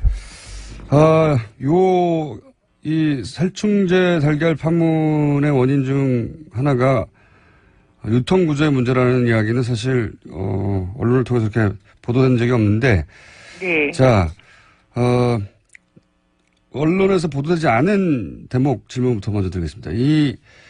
이번 살충제 달걀 파문은 농가 입장에서 상당히 억울한 게 있다. 생산자 조직에서 계속 사전검사 제도를 정부에 요청해 왔는데 정부가 묵살한 것이다. 이렇게 말씀하셨어요? 이거 좀 설명 좀 해주십시오. 2011년, 그러니까 사실은 계속 조류 독감이다 해서 이 축산물 안전에 대해서 소비자들 불안이 높았기 때문에 양계협회 차원에서도 좀 대응을 하자 이런 이야기들이 많았고요. 그래서 2011년쯤에 입법을 요구한 적이 있거든요. 농가에서 먼저. 네, 그러니까 그 산란계 농장들의 협회인 거죠. 모임이라고 할 수 있죠. 그러니까 그 단체에서 계란의 경우에 이렇게 출하를 할 때마다 샘플링을 해서 검역을 좀 의무화해달라 오히려. 왜냐하면은 좀 불안하잖아요. 언제 걸릴지도 모르고. 그러니까 아예 제도에 위반을 해주고 그렇게 되면 이제 검역을 하거나 이럴 때는 예산이 발생을 하니까 그 부분은 사실 이제 국가에 요청을 한 거죠. 근데 이제 그런 요청들이 묵살이 됐고 거기서부터 이제 발생한 문제라고도 볼 수 있죠. 그러니까 양계 농가에서 먼저 정부에 너무 불안하니까 검역을 의무화하고 법제화 달라고 요청을 했는데 정부에서 묵살했다는 거죠? 뭐 그 당시에 사실은 그 이런 검역이라든가 왜냐